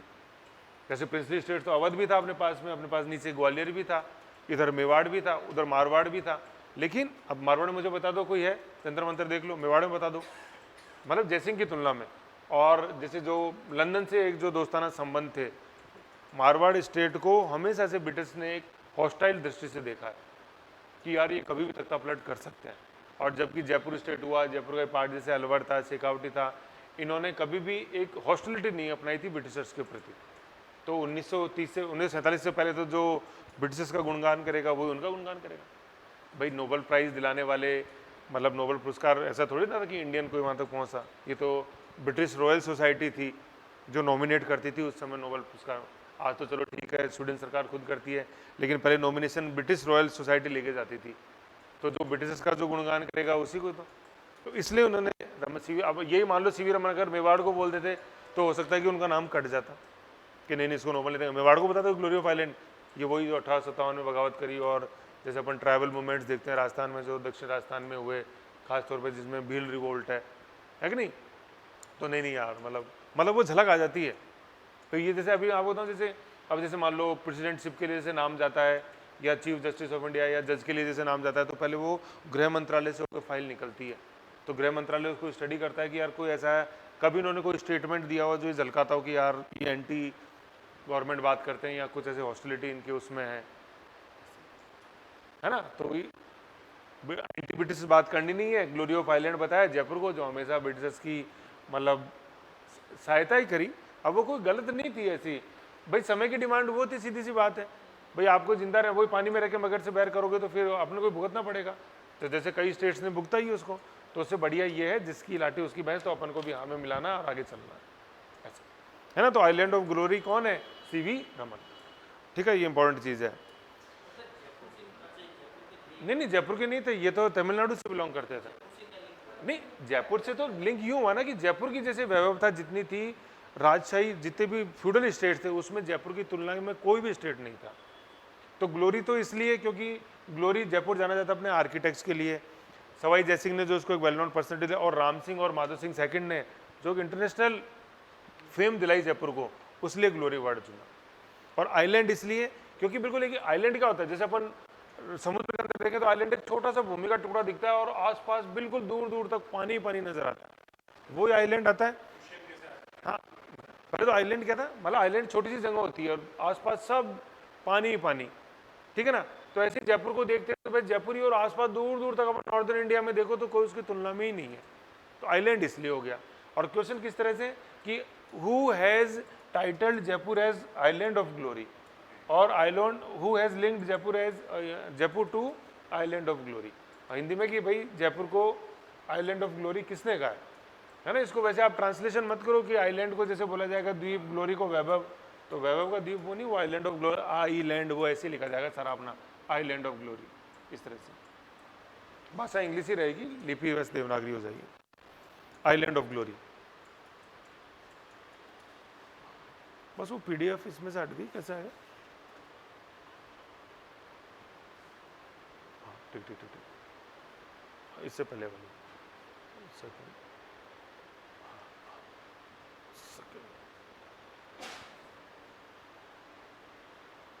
सेकंड पता है, सेकंड, दो दो तीन, एक और ये, अच्छा फिर ये तो सेकंड वो ब्लैंक होगा, फिर आगे कर दो।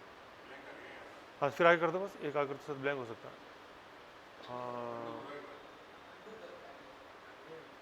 हाँ यहाँ है सीट,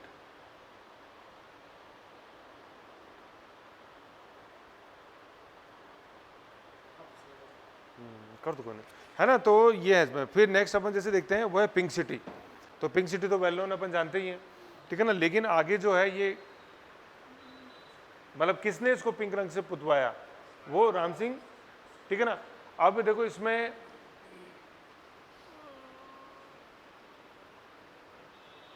है ना, ये राम सिंह फर्स्ट नहीं है, ये हाँ ये सेकंड करो, ये फर्स्ट नहीं है। हाँ राम सिंह फर्स्ट तो बहुत पहले ही है, राम सिंह सेकंड है ये। एक आपको एक सीट और देनी थी, देखो एक मिनट में, देखो फोटो स्टेट है तो लेके तो आया था।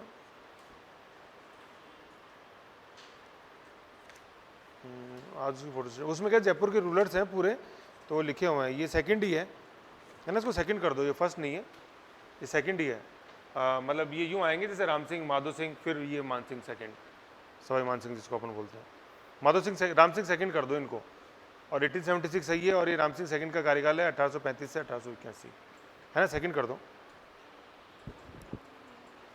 राम सिंह सेकंड, ठीक है। फिर ब्रैकेट में लिखा हुआ है नीचे कि भाई ऐसा क्या था कि क्यों, फिर इन ऑनर ऑफ एल्बर्ट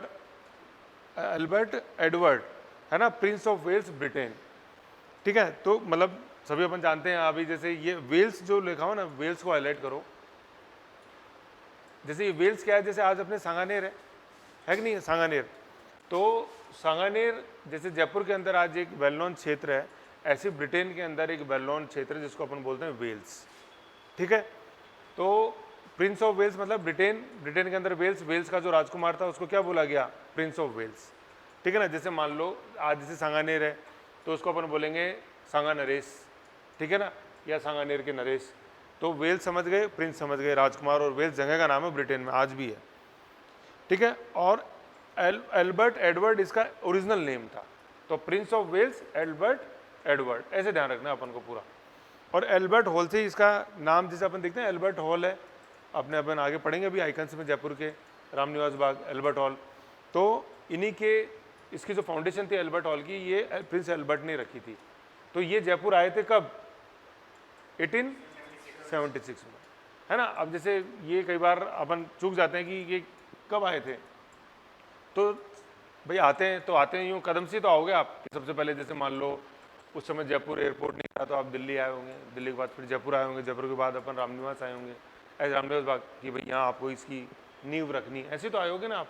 तो देखो इधर, मतलब आप जैसे जयपुर आ गए, फिर आप दिल्ली, मतलब दिल्ली आ गए, फिर आप जयपुर आए, फिर आप रामनिवास बाग आए और आ गए, तो क्या बन गई ये डेट। मतलब कहने का मतलब ये फ्लो में है ये 6, 7, 8। अभी तो आपने बोला ना कि जैसे ये तो बोल दिया 1876, ठीक है, मैं तो याद करने का तरीका बता रहा हूँ। मतलब ये फ्लो में 6, 7, 8 कि पहले दिल्ली भाई एल्बर्ट एडवर्ड के ये जयपुर आगमन पे पिंक रंग से पुतवाया गया था। और जब अपन एल्बर्ट हॉल पढ़ेंगे ना, तब भी ये 1876 डेट वापस आई है, ठीक है। तो ये इतनी आसानी से पीछा नहीं छोड़ेगी, तो इसको अपना बना लो पहली बार में ही, नहीं तो परेशान होते जाओगे, क्योंकि बहुत इंपॉर्टेंट क्वेश्चन है ये, प्रिंस ऑफ एल्बर्ट, है ना। वो गंगाजली जो अपन पढ़ेंगे ना, तो गंगाजली वो यही, अभी तो ये राजकुमार है, फिर ये महाराजा बनेंगे एडवर्ड 7 के नाम से, ये प्रिंस ऑफ एल्बर्ट। तो जयपुर कब आए थे ये, ऐसे। तो भाई तरीके से आओगे ना, पहले दिल्ली आओ, फिर जयपुर आओ, और फिर रामनिवासी बाग आओ। तो क्या बन गया ये 18, ठीक है ना। और ये आगे राम सिंह का कार्यकाल लिखा हुआ है पूरा 1835 से 1881, 35 से 81, तो इसमें बीच में आ रहा है ना 1876 ऐसे। राम सिंह सेकंड है ये, है ना। और पिंक कलर से पुतवाया, ठीक है ना। अब जैसे पिंक कलर क्यों चुना, ठीक है, तो पिंक कलर में डैश करके लिख लो, ये हॉस्पिटलिटी को दर्शाता है, हॉस्पिटलिटी। आज भी जैसे अपन देखते हैं कि रेड कारपेट वेलकम होता है कि नहीं होता है, तो रेड क्या होता है, थोड़ा सा शार्प कलर है, तो ये एक तरह से एक सॉफ्ट शेड है रेड का। लाल रंग तो क्या होता है, जैसे थोड़ा सा एग्रेसिवनेस को दिखाता है, और पिंक कलर हॉस्पिटलिटी मतलब स्वागत को, आओ भगत को। तो उसमें लिख लो pink colour equal to hospitality, आओ भगत, स्वागत, सत्कार, ऐसे। समझ गए। तो कुछ न कुछ साइंटिफिक रीजन होता है, जैसे भाई ऐसा क्यों है वो इसका। अब जैसे अपन देखते हैं ईश्वर लाट को भी चाहते तो भाई ईश्वर सिंह, हालांकि ईश्वर सिंह पहले आ गए थे, मतलब हिस्ट्री जैसे अपन देखते हैं ना, तो ये राम सिंह बाद में, ईश्वर सिंह पहले। ईश्वर सिंह तो सवाई जय सिंह के बाद ही आएंगे, ईश्वर सिंह, माधो सिंह। तो उन्होंने ईश्वर लाट को पीले रंग से पुतवाया। उनके क्यों नहीं दिमाग में आई कि यार मैं इसको पिंक रंग से पुतवा दूं। तो भाई जिसका जैसा मकसद था वैसा ही था। उस समय ईश्वर सिंह जैसे गृह युद्ध की स्थिति थी, पिताजी छोड़ के गए थे, और ईश्वर सिंह माधो सिंह में गृह युद्ध था, मराठा लूट रहे थे, तो मराठाओं को जो चाहिए था वो क्या चाहिए था, सोना चाहिए था। भाई वही मांगा था ईश्वर सिंह से, जो नहीं दे पाए थे, और फिर उन्होंने सुसाइड कर लिया था। तो वो येलो रंग जैसे जो है वो एक प्रॉस्पेरिटी को दर्शाता है कि गोल्ड का कलर है।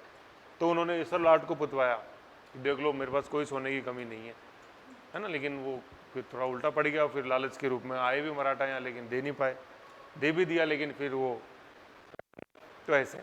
और राम सिंह के सामने क्या चैलेंज था कि प्रिंस ऑफ कहाँ के आ रहे हैं, वेल्स का राजकुमार आ रहा है, और छोटा मोटा नहीं है, अभी शासक बनेगा भी कुछ साल बाद, ब्रिटेन का शासक, जयपुर का नहीं, प्रिंस ऑफ मतलब ब्रिटेन का शासक एडवर्ड 7 नाम से, यही। तो राम सिंह के समय तो ये जयपुर आए हैं, और राम सिंह सेकंड के जो अगले शासक आएंगे ना वो माधो सिंह सेकंड आएंगे, जो ये जब इनका कोरोनेशन होएगा ना एडवर्ड, तो ये इंग्लैंड जाएंगे वो गंगा जली लेके, सिटी पैलेस, दोनों जग पानी भर के, ऐसे, है ना। तो ऐसे ध्यान रखना है। तो राम सिंह के सामने चैलेंज ये था कि कैसे इनकी अपन आवभगत करें। तो राम सिंह चाहते तो वो भी वो छोटा सा कारपेट बिछा देते, लेकिन राम सिंह ने देखा यार नहीं यार, छोटी मोटी चीज़ नहीं है, कौन नहीं है, प्रिंस ऑफ। और राम सिंह को पता था कि बैती रुक भाई, पता था उस समय वेल्स का दबदबा है, तो अगला शासक यही बनेगा, ठीक है ना। तो इनको ऐसा कारपेट वारपेट तो ध्यान नहीं जाए, वो मान लो सामने देख रहा हो और नीचे ध्यान ही नहीं जा रहा क्या कलर है। तो राम सिंह ने देखा ऐसा क्या करूँ कि यार जो इसको लगेगी यार मज़ा आ गया यार, बहुत एक बार है, तो पूरे शहर को ही पुतवा था भाई। महाराजा को तो हुक्म ही देना था ना, महाराजा ने दे दिया। अब प्रिंस ऑफ एल्बर्ट जहाँ भी गो, अरे वाह यार क्या स्वागत है, मज़ा आ गया, है कि नहीं।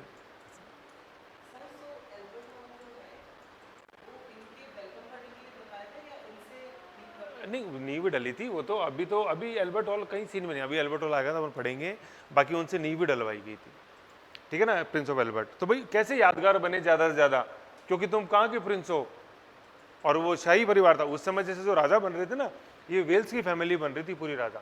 तो भाई माधो सिंह, राम सिंह और माधो सिंह दोनों को पता था कि भाई आने वाले टाइम में शासक बनेंगे, तो बढ़िया रहे कि अपने पास भाई जो उस समय तूती बोलती थी भाई वो ब्रिटेन की बोलती थी, आज़ादी तक अपन कॉलोनी या गुलाम थे वो ब्रिटेन के ही थे, इसलिए, ठीक है। तो पिंक सिटी हो गया, और हॉस्पिटलिटी कलर के कारण Ram Singh second 1876, prince of Albert Edward, prince of Wales, Britain.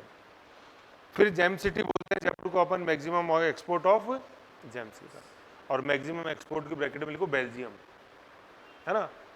मतलब अपन जो एक रॉ स्टोन होता है वो तो अपन ले लेते हैं, और फिर जो एक बिल्कुल परिष्कृत करके जो जेम के रूप में अपन बेचते हैं जिसको, वो जाता है, वो कहाँ जाता है, वो बेल्जियम में जाता है, और इंटरनेशनल मंडी है जेम्स की बेल्जियम। नीदरलैंड बेल्जियम जो है अब स्पेन और फ्रांस के बीच में बेनुलक्स देश है, ठीक है। तो जेम सिटी, ये पांचों टाइटल हो गए किसके, अपने जयपुर के। सबसे पहला क्या था, पेरिस, दूसरा वेनिस, तीसरा ग्लोरी, है ना, एक एक वर्ड आप ध्यान रखो। चौथा था पिंक, और पांचवा था जेम, है ना। तो देखो मतलब जयपुर की तुलना कैसे, मतलब जो वेल नोन जो है उनसे की हुई है कि नहीं। तो ये इसमें चीज़ें, और अपन को इनका वो ध्यान रखना है कि भाई ऐसा क्या है जिसके कारण इसको बोला।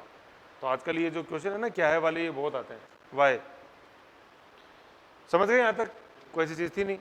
फिर नेक्स्ट देखते हैं फाउंडर, जो जयपुर है उसका फाउंडर कौन है ना? देखो अपन ये जयपुर पढ़ रहे हैं, अभी आमेर वगैरह कहीं नहीं लिखा हुआ है ना? आमेर वगैरह सब अपन हिस्ट्री में पढ़ेंगे, कछवाड़ डायनेस्टी, दुले राय, वो सब अलग आएगा, ठीक है ना? अभी अपन देख रहे हैं जयपुर, तो मॉडर्न जयपुर के ब्रैकेट में लिख लो modern Jaipur. Founder of modern Jaipur ये कौन है? सवाई जयसिंह। और फिर अगर मन करे तो जयसिंह सेकंड लिख लो, लेकिन सवाई जयसिंह याद रखो, बस ये ज़्यादा सही है। सवाई जयसिंह का कार्यकाल लिखा हुआ है 1743, 1743। कई बुक्स आप जैसे देखोगे तो उसमें 1699 भी लिखा रहेगा, तो कोई इशू नहीं, कोई फर्क नहीं पड़ेगा उससे। वो हिंदू कैलेंडर जैसे अपना विक्रम संवत को चेंज करते हैं ना ग्रिगोरियन में, तो ये मार्च तक आगे चलता है, फिर मार्च में तो क्या होता है अपने चैत्र लग जाता है, तो वो दोनों कैलेंडर मैच हो जाते हैं। तो दिसंबर से लेकर जनवरी तक हिंदू संवत एक साल पीछे चलता है और ग्रिगोरियन कैलेंडर एक साल आगे चलता है, तो बस उन डेट्स में फ़र्क पड़ता है, 3 महीने, जनवरी फरवरी। खैर कोई नहीं, अपना 1743 याद रखो, सवाई जयसिंह, है ना? तो ये 00 को हाईलाइट कर दो आप, क्योंकि ये वेल नोन क्वेश्चन है। मतलब जयपुर में हर शासक का मतलब ये जो रूलिंग टाइम है ना, डेट्स जो हैं ये नहीं पूछी जाती, लेकिन 1-2 शासक ऐसे हैं जिनकी पूछी जाती है। मतलब अगर पूछता है ना एग्जामिनर की, यार चलो किसी की अपन डेट पूछते हैं कि इनका रूलिंग पीरियड क्या है, तो उनमें जो सबसे पहले एग्जामिनर के दिमाग में आता है वो कौन व्यक्ति है? सवाई जयसिंह, है ना? तो सबकी याद नहीं करनी, लेकिन कुछ कुछ की तो करनी है। तो क्या है इसकी बताओ? 43। अब जैसे क्या है, अपन अल्फाबेट चालू करते हैं तो सबसे पहले क्या लिखते हैं अपन? 0 ऐसे लिखते हैं ना, 1 2 3 4 ऐसे करते हैं, नहीं करते क्या? तो सबसे पहले अपन शुरुआत कहाँ से कर रहे हैं? और 0 भी कैसे? 00। तो ऐसा नहीं कि मतलब 00 अपन को जयसिंह को देने है कि नहीं? तो ये तो अपने आप में एक भाई 0 किसी के भी आगे लग जाता है तो इंटू 10 नहीं कर देता है क्या? अभी 1 के आगे 0 लगा दो तो 1 को क्या बना देगा? 0, 10 बना देगा। समझ रहे हो? तो इस ख्याति के व्यक्ति थे कौन? सवाई जयसिंह, ठीक है ना? सवाई जयसिंह, क्योंकि वो अपने इंटेलेक्ट के लिए जाने जाते थे। जैसे देखो ये क्या होता है, जैसे आप है ना आज तक आपने गौर किया नहीं किया हो, लेकिन आज के बाद अभी गौर करना। जैसे किसी व्यक्ति में जैसे इतना जैसे ग्लोरी होती है ना, ग्लोरी इन द सेंस कि ऐसा नहीं कि फेयर कलर है, या जैसे स्टूडियो में खड़े हो गया आपने लाइट का फोटो खुला खिंचा ली तो वो ग्लोरी, मतलब ग्लोरी इंटेलेक्चुअल ग्लोरी, जिसको अपन ग्रे मैटर बोलते हैं दिमाग में। भाई ग्रे मैटर ऐसे कैसे? ये जैसे दिख रहा है ब्लैक एंड व्हाइट, तो अपना दिमाग जो वो 2 ही कलर पहचानता है खास तौर पे नॉलेज के रूप में, ब्लैक एंड व्हाइट। तो जैसे अपन जैसे देखिए ब्लैक एंड व्हाइट, ये पेज व्हाइट है और ब्लैक, और फिर दिमाग खुद जैसे लॉजिक से जो डेवलप करता है उसको ग्रे मैटर अपन बोलते हैं। तो वो लॉजिक से आता है, वो कि कितना आपने सोचा है। मैं आपको बता रहा हूँ ना, जैसे वाई हर चीज़ की वजह सोचो, ऐसे करो, तो वो ग्रे मैटर है। तो वो ग्रे मैटर से जो ग्लोरी आती है वो सबसे ज़्यादा जो थी वो जयसिंह में थी, मतलब सवाई जयसिंह में। तो कभी भी आप इनकी फ़ोटो देखना, जैसे कहीं भी जैसे सिटी पैलेस या कहीं भी लगी हो विकिपीडिया पे, कहीं भी आप पढ़ो, तो जैसे मान लो ये जयसिंह है, तो इनके पीछे आप जैसे देखना है कि आभा मंडल बनाया हुआ होता है यूँ, जैसे बोलते हैं जैसे कृष्णा की फोटो, लॉर्ड कृष्णा की देखो, रामा की देखो, तो एक आभा मंडल होता है पीछे, जिसको हेलो सर्किल बोलते हैं, ऐसे हेलो हेलो। तो ये आभा मंडल दर्शाता है उस ग्लोरी को। तो ये सिर्फ सवाई जयसिंह की फोटो में दिखता है, अपन को उनके अलावा किसी की फोटो में नहीं दिखता। देख लेना आप जाके वापस, अब खुद बना लो तो देखो बात अलग है। जैसे मान लो राम सिंह सेकंड से प्रेम नहीं और सर अल्बर्ट, तो मैंने उसकी फोटो के पीछे बना, ऐसे नहीं। मतलब वो सिद्ध भी तो होनी चाहिए यार चीज़, ऐसे थोड़ी है। एल्बर्ट हॉल में तो लोग, एल्बर्ट हॉल में तो बनाने में कहता आए लो साहब रख दो, ठीक है, लेकिन उन्होंने तो जैसे देख लो जंतर मंतर देख लो, है कि नहीं? जीजे मोहम्मद शाही अपन टेक्स्ट पढ़ेंगे वो देख लो, और जो डिप्लोमेसी में जैसे काम किया, जैसे देवारी समझौता देख लो, हुडा सम्मेलन देख लो 1734, जयबांड कैनन देख लो, जयगढ़ फोर्ट देख लो, एक सिटी की सोच देख लो जो सबसे नीचे बना हुआ है चेस बोर्ड पैटर्न। तो ये ग्रे मैटर को दर्शाता है कि आगे की सोचना, हवा किधर बह रही है, मराठाओं के साथ जो संबंध थे वो देख लो। इस कारण से ये व्यक्ति जाना जाता है अपनी ग्लोरी के लिए, सवाई जयसिंह, ठीक है, जयसिंह सेकंड। तो इनकी जैसे आप स्टैचू देखोगे ना, कभी फोटो वगैरह देखोगे, तो ये आभा मंडल इनकी फोटो के पीछे दिखाई देगा। तो इसलिए इनका ड्यूरेशन इंपॉर्टेंट है। तो क्या ड्यूरेशन है इनका? 00, ठीक है ना, ये 00, तो 1743 सवाई जयसिंह फाउंडर ऑफ जयपुर। फिर आगे लिखा हुआ कि Jaipur as capital of Kachhwaha rulers, है ना? जयपुर पे ये आमेर नहीं है, आमेर लिख के काट दो, इसके ब्रैकेट में लिखो, जयपुर के नीचे लिखो आमेर। अभी आमेर की बात नहीं कर रहे हैं अपन, अभी जयपुर पढ़ रहे हैं, आमेर आएगा, आमेर तो बहुत पहले को। देखो इधर, देखो इधर, आमेर ऐसे लिखो, और ये दिखता हुआ काटो, ऐसे दिखता हुआ काटो, जैसे कि पता रहे कि आमेर की बात नहीं है, ये किसकी बात है? ये जयपुर की बात है, मॉडर्न जयपुर की बात, ठीक है ना? Jaipur as capital of Kachhwaha rulers, ये किस 1733 से बनी, और अर्लियर इट वाज, जब मतलब कछावा रूलर्स की इससे पहले कैपिटल क्या थी, ठीक है ना। और जयपुर को राजधानी किसने बनाया, कछावा रूलर्स की। मतलब ये यूं नहीं है कि जयपुर को जयपुर की राजधानी किसने बनाया, ऐसे नहीं है। कछावा रूलर्स की पहले राजधानी थी आमेर, उसको पलट के बनाया जयपुर, किसने, सवाई जय सिंह ने। कब, लिखा हुआ ना इसमें तो 1733 ऐसे, ठीक है। ये चीज अपन को ध्यान रखनी है। अब देखो थोड़ा सा क्या है, अब वही, अब सर राजधानी बनी आमेर को छोड़ के ये बनाया, ऐसा क्यों बनाया। जैसे मैं आपको बताऊं, जैसे ब्रिटिशर्स थे तो उनकी सबसे पहले राजधानी सूरत हुआ करती थी, सूरत के बाद वो कलकत्ता ले गए, कलकत्ता के बाद 1911 के अंदर वो दिल्ली ले आए, है कि नहीं। तो ऐसे ब्रिटिश की राजधानी, ऐसी कछावा में पहले कभी अपन जैसे देखते हैं कि दौसा, फिर दौसा के बाद आई आमेर, आमेर के बाद आई जयपुर। अब आज अपन देखते हैं कि सर आमेर जयपुर एक ही तो बात है, आज बात एक ही है, लेकिन उस समय की बात है, बॉर्डर सिटी भी नहीं था। तो ये ऐसा क्यों हुआ, ऐसा क्यों हुआ कि भाई जयपुर की जैसे अपन देखते हैं। तो थोड़ा सा इसमें क्या, जब अपन हिस्ट्री जैसे और पढ़ेंगे ना तो आपको और कॉन्सेप्ट जैसे समझ में आएंगे सारा, कि जैसे जयपुर की आबादी धीरे धीरे बढ़ने लगी, ठीक है। तो पहले भाई ठीक है, जितने भी जैसे सवाई जयसिंह तक जितने भी रूलर्स आए तो उन्होंने ऊपर ही अपनी ज़िंदगी बिता दी, जैसे आमेर फोर्ट में भी बिता दी। जयगढ़ तो जैसे जो फोर्ट है जिसको आज अपन वर्तमान स्थिति में देखते हैं वो तो सवाई जयसिंह का ही बनाया हुआ है कि नहीं, इसलिए उसको जयगढ़ फोर्ट बोला जाता है। तो वो चाहते थे कि भाई पहाड़ी से नीचे उतर के अपन मैदान में आए, है ना। पहाड़ी पे इतने दिन तक पहाड़ी पे क्यों थे, क्योंकि डर लगता था यार आके कोई मार नहीं दे।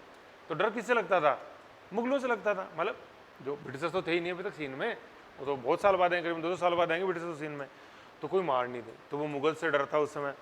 तो जयसिंह ने देख लिया था भाई, औरंगजेब के समय भी थे, और जो लेटर मुगल्स थे उसमें जैसे मोहम्मद शाह रंगीला तक का तो उन्होंने देखा ही था, उन्हीं की प्रशंसा में जिसे मोहम्मद शाही लिखी थी।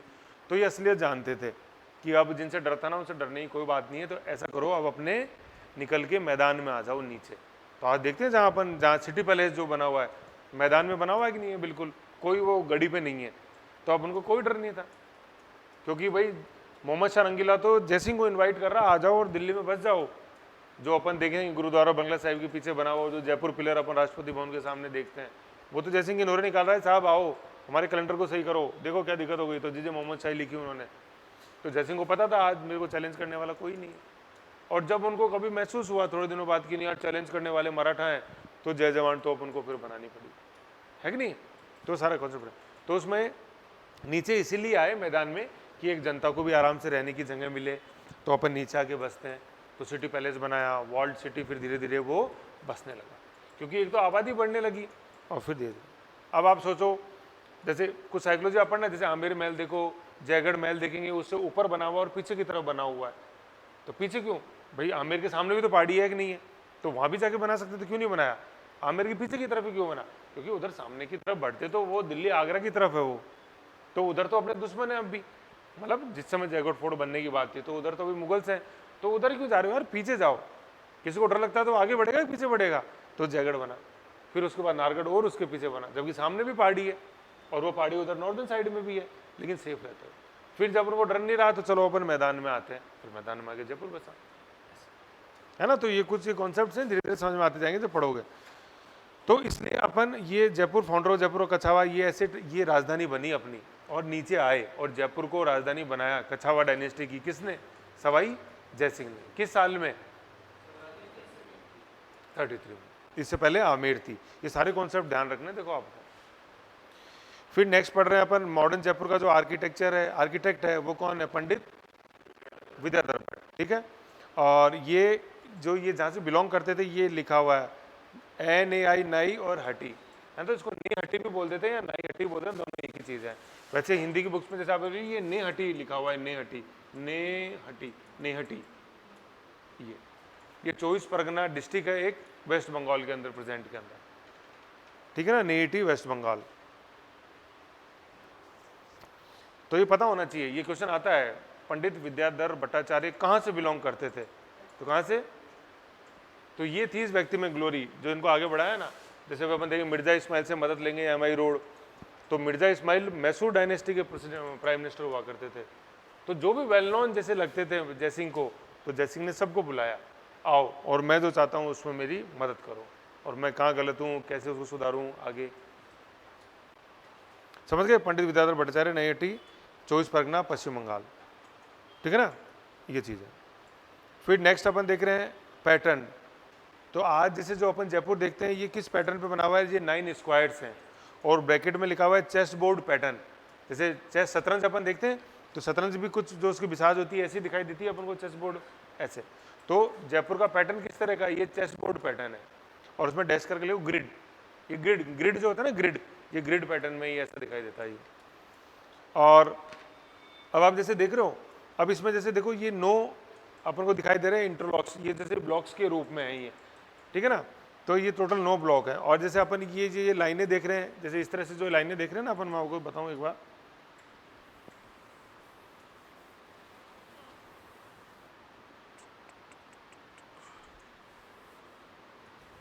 देखो ये जो इसमें ग्रिड पैटर्न बना हुआ है, ये किस तरह से है? जैसे ये यूं है ना। अब इसमें यूं लाइंस बनी हुई हैं, 1 2 3 4 5 6 7 8। क्या कर रहे क्या कर रहे? हाँ, नवलौट गांधी। ठीक है ना, तो ये इस तरह से है। तो जैसे आज भी वर्तमान में जैसे अपन देखेंगे, जैसे जो ये सबसे जो आउटर मोस्ट जैसे ये लाइन अपन देखें तो ये जो किशन पोल बाजार है जैसे वो है। ठीक है, फिर अपन जैसे आगे बढ़ते हैं तो ये जो न्यू गेट वाली जैसे जो आती है वो ये है, चौड़ा रास्ता जिसको अपन बोलते हैं। ठीक है, फिर आगे जैसे जो है तो ये सूरज पोल जिसको अपन बोलते हैं, जौहरी बाजार जो बोला जाता है, जौहरी बाजार है ना, जौहरी बाजार। फिर आगे जो अपन चलते हैं तो ये घाट गेट जैसे जो है वो, और रामगंज बाजार जिसको बोला जाता है कि नहीं। और जैसे ये जो बीच वाली जो सेंट्रल लाइन है ये तो चौपड़ वाली है, और जो पीछे वाली जैसे अपन देखते हैं तो ये इतनी स्ट्रेट नहीं है, लेकिन जो अपन तालकटोरा के सामने से जो लाइन निकल रही है ये उसको डिनोट करती है ना। तालकटोरा से होती हुई जो अपने सुभाष चौक तक जो लाइन जाती है ये वो लाइन है। तो इस तरह से पूरे शहर को आज भी आप जैसे गूगल मैप पे जैसे देखोगे तो इस तरह का अपन को पैटर्न दिखाई। तो 9 चौकियों में बसा हुआ शहर था ये। ठीक है, और सबसे वेल नोन ये मॉडर्न शहर था, मतलब उस समय का मॉडर्न। ठीक है ना, तो ये चीज़ इसमें लिखी हुई है 9 स्क्वायर्स। अब आगे अपन पढ़ेंगे जैसे 7 गेट से इसको इंटरलॉक किया हुआ था, अभी नेक्स्ट शीट में आएगा वो। तो अभी तो ये ध्यान रखो चेस बोर्ड पैटर्न इस शहर का ग्रिड है और 9 चौक्स के अंदर ये बसा हुआ। समझ गए? अब ना थोड़ी सी एक चीज़ यहाँ लिखो, मैं बताऊँ।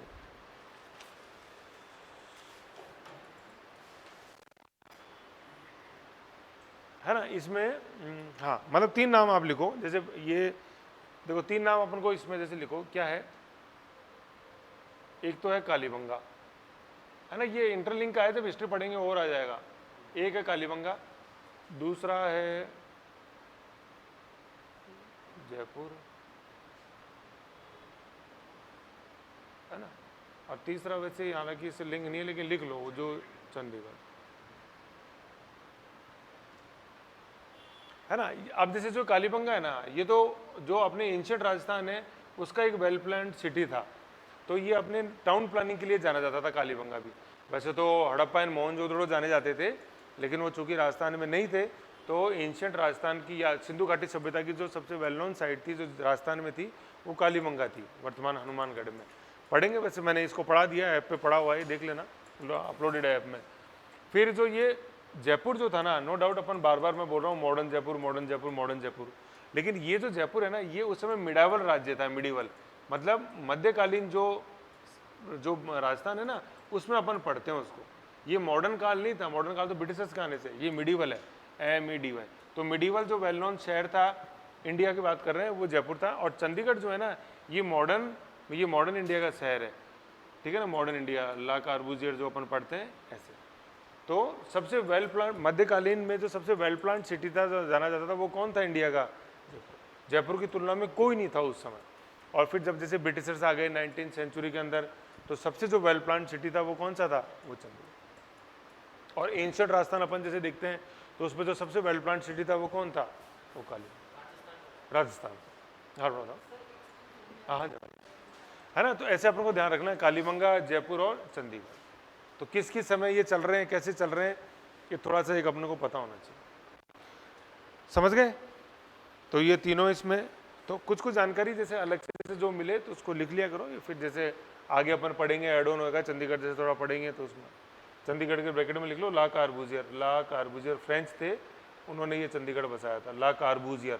कार, BUSIER, ला कार्बूजियर। फ्रेंच आर्किटेक्ट थे, इन्होंने बसाया था चंडीगढ़।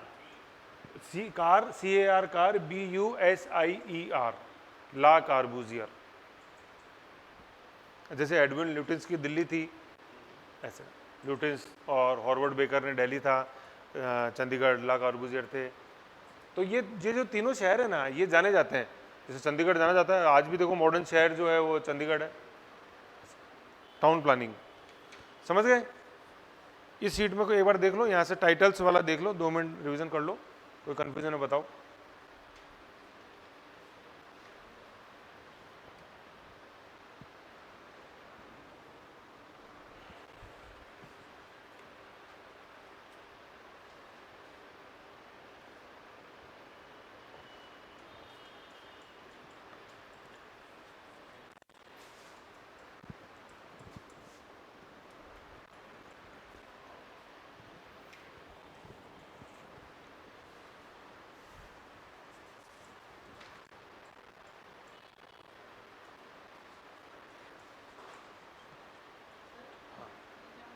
क्या चीज? नहीं, ये था, अभी कुछ भी नहीं, रिवीजन करो एक बार, मतलब यहाँ टाइटल से लेके पैटर्न तक।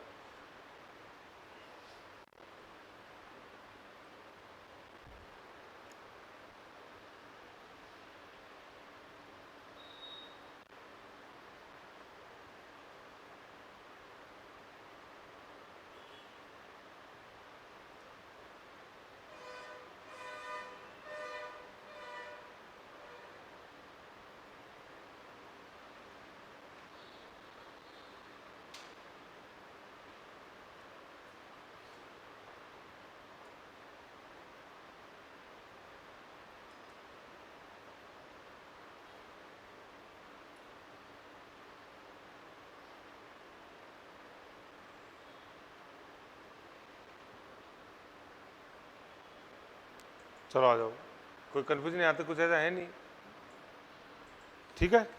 आओ सीट नंबर 3 निकालो। है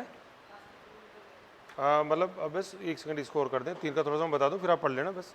वैसे अपना क्लास का जो टाइम रहेगा ना, वो अपना 6:15 से 7:30 तक ही है, लेकिन आज चूँकि थोड़ा सा लेट हो गया तो एक बार सीट नंबर 3 का थोड़ा सा मैं बता दूँ, फिर उसको रीडिंग लगा लेना।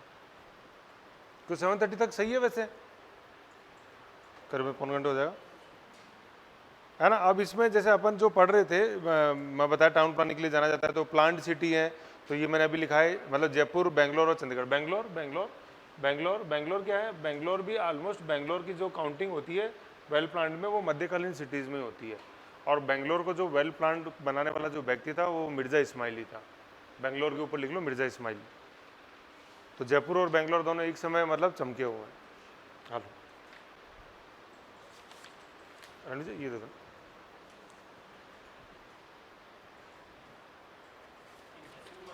हाँ मैसूर, बिल्कुल वही, बिल्कुल एम आई रोड। बेंगलोर के ब्रैकेट में लिख लो मैसूर, मतलब जैसे आपने जयपुर स्टेट देखते हैं, उस समय वो मैसूर स्टेट था, फिर बाद में उसका नाम पड़ा बेंगलोर, ठीक है ना? ऐसे ये 3 वेल प्लांट सिटीज़ हैं जो मतलब इंडिया के अंदर, और तो इसमें जयपुर और बेंगलोर ये तो हैं मिडिवल टाइम्स के, 18वीं सेंचुरी के। भाई जयपुर को राजधानी कब बनाया था? 1733 में, मतलब जयपुर की स्थापना 1727 में हुई, 18 नवंबर 1727, और जयपुर को राजधानी बनाया 1733 के अंदर। अपन ने फर्स्ट लाइन पढ़ी थी, देखो जयपुर वाज फाउंडेड ऑन, देखो फर्स्ट शीट पे देखो 18 नवंबर आई थी ना, हाँ 17, देखो फर्स्ट शीट पे देखो डेट है ना, वो तो फाउंडेशन। और जयपुर राजधानी कब बनी? 1700, एक बार वहीं पे लिख लो, फाउंडेशन के नीचे लिख लो, फाउंडेशन के नीचे लिख लो, फर्स्ट शीट में लिखा हुआ ना फाउंडेड 1727 लिखा हुआ है ना, नहीं फर्स्ट शीट में लिखा, फर्स्ट शीट में देखो, फर्स्ट शीट में ये लिखा जयपुर वाज फाउंडेड, जहाँ 18 नवंबर 1727 है, सेकंड में है ना, हाँ हाँ बिल्कुल, तो चलो उसके नीचे लिखा हुआ है कैपिटल 1733, तो यूँ ध्यान रख लो ना, 1727 में स्थापना हुई और करीबन 6 साल बाद वो राजधानी बना। तो भाई थोड़ा टाउन प्लानिंग की बात करनी थी कि भाई कैसे पानी की व्यवस्था हो, सुरक्षा की व्यवस्था हो, वो जब हो गई, संतुष्ट हो गए, तो राजधानी घोषित कर दिया, ठीक है ना? और अब नेक्स्ट अपन कॉन्सेप्ट देखते हैं 7 गेट्स। ये 7 एंट्री गेट है जयपुर को, मतलब जैसे अपन वॉल्ड सिटी बोलते हैं, चार दीवारी क्षेत्र है ये, तो पर इसको लॉक करना भी तो जरूरी है ना। आप नीचे तो आ गए, लेकिन पहले सेफ्टी तो आप इंश्योर करो, दरवाजे तो बनाओ। तो ये वो दरवाजे, तो देखो इसके अंदर ये सातों दरवाजे देख लो आप, ये आपको पूरी, जैसे इसमें मैं आपको बताता हूँ। देखो अब जैसे अपन ये यूँ पढ़ते हैं तो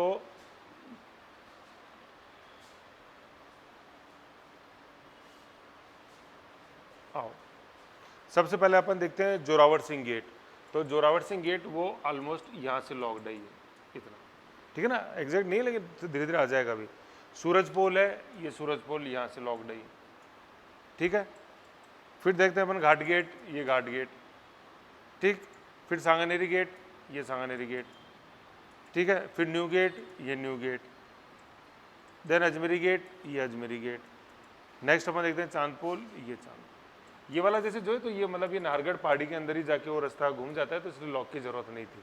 मतलब चांदपोल जैसे आप देखोगे तो चांदपोल से ऑलमोस्ट थोड़ी सी दूर से ही नाहरगढ़ वाला जो एक अरावली का कोना है वो कोना आगे मिल जाता है, तो अपने आप में प्रोटेक्शन हो जाती है, ठीक है ना। तो ये 7 लॉक्स थे इस पर। तो 4 तो ये सिधाई पे ही एम आई रोड पे, 1 2 3 4 किशनपोल, न्यू गेट, अपने सांगानेरी गेट और घाट गेट 4, और 2 ये बिल्कुल आमने सामने 6, और एक ये जोरावर सिंह गेट। ये चूँकि ये नॉर्दर्न साइड में था, अपन चारों दिशाएं देखेंगे ना, ये नॉर्थ, साउथ, ये वेस्ट और ईस्ट, तो नॉर्दर्न साइड में होने से जोरावर सिंह गेट को अपन क्या बोलते हैं, ध्रुव तारा, क्योंकि ध्रुव तारा जैसे जो अपन सेलेस्टियल बॉडी आकाश में देखते हैं तो नॉर्दर्न साइड में दिखाई। और यूँ भी बोलते हैं कि जयपुर की जो नींव पड़ी है वो इस जोरावर सिंह गेट पे ही डाली गई थी, जिसका अपन आधार स्तंभ देखते हैं जोरावर सिंह गेट की, वहीं वो नींव पड़ी, ठीक है ना। और एक नीचे और लिखा हुआ है गंगपोल, ठीक है ना, ये जोरावर सिंह गेट के ईस्ट में है। जोरावर सिंह गेट से इधर अपन चलते हैं तो ईस्ट में आता है गंगपोल। तो वैसे अगर पूछा जाए कि कितने दरवाजे, तो दरवाजे 7 ही, क्योंकि ये इसकी जो दीवार है ना, 4 दीवारी, उसके ऊपर स्थित है, ठीक है। और गंगपोल बाद का है, तो इन 7 के अंदर इसकी गिनती नहीं होती। तो गेट्स का क्वेश्चन आया तो 8 नहीं है उसका आंसर 7, और ये बाद में बना हुआ गंगपोल, ये जयसिंह के टाइम पे, ठीक है ना। East of Zorawar Singh gate, ऐसे अपन को ये समझना है। 7 गेट है, 7 जो ग्रिड पैटर्न अपन ने पढ़ा था उसको लॉक करने के लिए सेफ्टी। भाई पहले पहाड़ पे थे तो पहाड़ पे भी तो किला था कि नहीं, पूरा जो 4 दीवारी से घिरा रहता था, और वो वैसे भी हाइट पे था तो कोई दिक्कत नहीं थी। नीचे आ गए तो सेफ्टी सबसे पहले, समझ गए। फिर नेक्स्ट अपन देखते हैं जयपुर वॉल। तो जयपुर वॉल, ये तीनों जो है ना, ये पैरामीटर लिखे हुए हैं, हाइट, ऊंचाई, विड्थ, चौड़ाई, लेंथ, ये एवरेज है। ये कहीं कहीं ये इससे कम भी है और कहीं कहीं इससे ज़्यादा भी है, ठीक है ना। तो ये एवरेज है, औसत।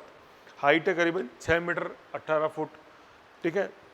विड्थ है 3 मीटर करीबन 9 फुट चौड़ाई, और लेंथ है, लेंथ मतलब यूँ कॉर्नर से कॉर्नर अपन यहाँ से यहाँ मिलाएं तो वो कितनी है, 25 किलोमीटर, ठीक है ना। ये इसकी है, मतलब कॉर्नर से कॉर्नर। और लॉक्ड बाई 7 गेट्स, ये 7 गेट जो अपन ने ऊपर पढ़े, Chandpol, Kishanpol, new gate, Sanganeri gate, Ghat gate और सूरज। समझ गए, ऐसे था। तो गेट कितने हैं टोटल, और ये जो ब्लॉक्स हैं कितने ब्लॉक्स में बांटा हुआ है इसको, 9 ब्लॉक्स। तो ऐसे करके जो पैटर्न हो गया वो कौन सा पैटर्न बन गया अपन को, चेस बोर्ड पैटर्न या ग्रिड पैटर्न भी इसको अपन बोल देते हैं। समझ गए इतनी चीज, ये था इसमें, ओके। फिर नेक्स्ट जो अपन देखेंगे वो सब डिवीजन है ना। तो एक बार इसको जयपुर के मैप पे आप लोकेट करना इन सभी को, क्योंकि देखो ये इंपॉर्टेंट है। जैसे सब डिवीजन का मतलब होता है जो तहसील से है ना जहाँ पे, वो ये सब डिवीजन है। तो जैसे आमेर, अब आमेर पे तो अपन पढ़ेंगे कछावा डायनेस्टी की जयपुर राजधानी से बनने से पहले क्या थी कैपिटल, आमेर ही थी, तो इसलिए आमेर जाना जरूरी। और आमेर से जयपुर राजधानी कब बनी, 35 में। फिर बस्सी है ईस्ट में, चाकसू, ये चाकसू बहुत इंपॉर्टेंट है। जयवान तोप चलेगी तो सबसे पहला गोला कहाँ जाके गिरेगा, चाकसू में। फिर दूदू कल्चर में पढ़ेंगे अपन, दादू नरेना आएगा, दूदू, जहाँ रामगढ़ है ही, बाणगंगा अपन ने पढ़ा, और पढ़ेंगे रामगढ़ डैम आएगा। फागी अपन कल्याण पढ़ेंगे, कल्याण डिगी, ठीक है। सांबर झील आएगा, जयपुर में पढ़ेंगे। Kotputli well known, Sanganer block printing में आएगा।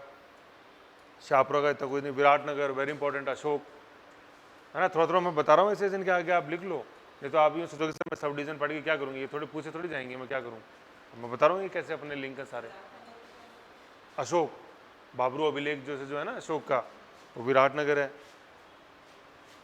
ठीक है, जोटवाड़ा गए था, कोई खास है नहीं। खालसू लेटेस्ट है जो सब डिवीजन अभी बना है 21 में। मेन जैसे आगे बताया, चाकसू में जयवाण तो आप लिखो 3 नंबर पे। 5 नंबर दूदू में दादू दयाल लिखो। दादू के पीछे नाम पड़ा है दूदू, दादू पंथ। ऐसा नहीं था दूध की नदियां बहती थी, दादू पंथ से नाम है दूदू। जवारामगढ़ में बाणगंगा, फागी में कल्याण धनी, सांबर में नमक लिखो, हिंदुस्तान साल्ट्स, PSU है सेंट्रल गवर्नमेंट का। कोटपतिया को खास है नहीं। सांगानेर में ब्लॉक प्रिंटिंग, अपने टेक्सटाइल, पेपर मैसी। कृपाल सिंह शेखावत ब्लू पॉटरी। शाहपुरा जो वेल नोन अपन पढ़ेंगे ना राजस्थान में, वो भीलवाड़ा वाला है। राम स्नेही संप्रदाय, प्रताप सिंह बारट, जोरावर सिंह बारट, वो शाहपुरा वो आएगा। ये शाहपुरा नहीं है, इसका कोई हिस्ट्री में इंपॉर्टेंस नहीं है। जो दिल्ली रोड पे। विराटनगर वेरी इंपॉर्टेंट, इसमें लिख दो अशोक, मौर्य सम्राट अशोक, बाबरो अभिलेख। 3 पढ़ेंगे, बाबरो अभिलेख, विजय की डूंगरी, गणेश डूंगरी, है ना। जोटवाड़ा में आप जैसे लिखो, डैश करके लिखो, पंडित दीनदयाल उपाध्याय, मतलब बीजेपी है, मतलब सेंटर में। तो बीजेपी की जो आज जो सबसे वेल नोन जो एक फिलॉसफी है, वो पंडित दीनदयाल उपाध्याय की देन है। वो उनका लेना देना है जोटवाड़ा से। जोबनेर जोटवाड़ा, सिवार, फिर जालसू। ये सबसे लेटेस्ट सब डिवीज़न है जो बना है 21 में ही, जालसू। वहाँ जोटवाड़ा को फ्रैक्चर करके बना है, काट के। समझ गए। तो ये अब यहाँ से जो अभी तक अपन ने पढ़ा ना जयपुर वाल तक, वो एक तरह से कल्चरल एस्पेक्ट था जयपुर का, मोटा मोटा आर्किटेक्चर की दिशा से। अब जो अपन पढ़ेंगे सब डिवीजन से, वो इसका पॉलिटिकल एस्पेक्ट आएगा, पॉलिटिकल एंड एडमिनिस्ट्रेटिव एस्पेक्ट। तो जैसे अपन एक ज्योग्राफी देखा, एक थोड़ा सा कल्चर देखा, जिसमें टाइटल्स आए, जयपुर की फाउंडेशन आया, चेसबोर्ड पैटर्न आया, वो सारा अपन, है ना। अब कल अपन जैसे सब डिवीजन एक बार है ना, जयपुर के मैप पे आप इसको देखना, और एक जयपुर का मैप बनाना। जयपुर का मैप किस डायरेक्शन में बने, कैसे बनेगा, कुछ ऐसा बनेगा जयपुर का मैप, है ना, इस तरह का। इसमें आप लोकेट करना इनको, जो 15 बताए ना अपन ने डिवीजन, क्योंकि 15 को इंपॉर्टेंस है कि नहीं। अब जैसे मान लो जयबाण तो बन गई भाई, बना दी भाई, जरूरत थी तो बना दी, लेकिन मुंह इधर ही क्यों किया भाई। मुंह उधर जलमहल की तरफ भी कर, मतलब उधर भी कर सकते थे, सामने आमेर की तरफ, उधर भी कर सकते थे, दिल्ली की तरफ, इधर कर देते दूधू। इधर से क्या एलर्जी थी, इधर तो यार तुम्हारे जबकि नीचे जनता और है, सिटी पैलेस को उड़ाओगे, ऐसा क्या था जो इधर क्या, कुछ तो था ना। तो वो जब चाकसू की लोकेशन पता होगी ना, चाकसू ये, तब पता चलेगा वो इधर। और चाकसू की तरफ ही क्यों फायर किया, इधर से कौन आ रहा था भाई, तुम्हारी जनता ही तो है ये भाई, ये यहाँ जी जयगढ़ फोर्ट है, ये तुम्हारी जनता ही तो है सारी, इसको उड़ाओगे नहीं। वो रेंज इतनी रखी, 40 किलोमीटर दूर जाके गिरा यहाँ चाकसू। तो चाकसू में ऐसा क्या था, तो यहाँ से कौन आता, पढ़ेंगे सब अपन धीरे धीरे, है ना। तो ऐसे ये सारे क्षेत्र हैं, तो इनको एक बार मैप पे पढ़ना, फिर आगे बाकी तो सारी चीज़ नॉर्मल है। और एक सीट नंबर 4 भी मैंने आपको दे ही दी है ना, तो 4 में भी बिल्कुल एक बार नॉर्मल है, एक बार इसकी रीडिंग लगाना। अब ये जो सीट नंबर 4 है ना, तो इस सीट नंबर 4 का वीडियो जो अपना ऐप है ना, मैं उस ऐप पे डालूंगा, ठीक है ना। इसको अपन सुबह पढ़ेंगे 4 और 5 नंबर। तो कल जब आप दिन में फ्री हो, तो जब क्लास में आओ ना, तो उससे पहले वीडियो नंबर 2 देख के आना ऐप पे ये भी मिलेगा, इसको अपलोड कर देंगे अभी। और वो जैसे मैंने वो डबल इंजन वाला डाला था, तो वो डबल इंजन वो उसी से पॉसिबल। तो मैं चाह रहा हूँ कि जैसे जल्दी जल्दी पढ़ के अपन ऑब्जेक्टिव टेस्ट दें, ठीक है ना, जिससे कि वो एक वो ले में आए चीज़। पढ़ना इंपॉर्टेंट थोड़ी है, टेस्ट कभी भी हो जाएगा, है ना, मतलब जिससे कि वो एक वो जो एग्ज़ाम का फोबिया ना, वो नहीं। पढ़ना इंपॉर्टेंट नहीं है, उसका एक्सप्रेशन इंपॉर्टेंट है, मतलब अपनी अभिव्यक्ति आएगी OMR में, ऐसा। वो iOS पे नहीं है अभी, है ना, iOS पे थोड़ा सा वो ब्लू स्टैक का उसमें इशू है, तो वो दिक्कत हो रही है। थोड़े दिन विंडोज़ पे चला लो, एंड्रॉयड पे चला लो। मैंने वो रिक्वेस्ट डाली हुई है, लेकिन अभी थोड़ा सा टाइम भी देना पड़ रहा था, इसका वो बैठा नहीं। चलो तो है ना, मैं ओके।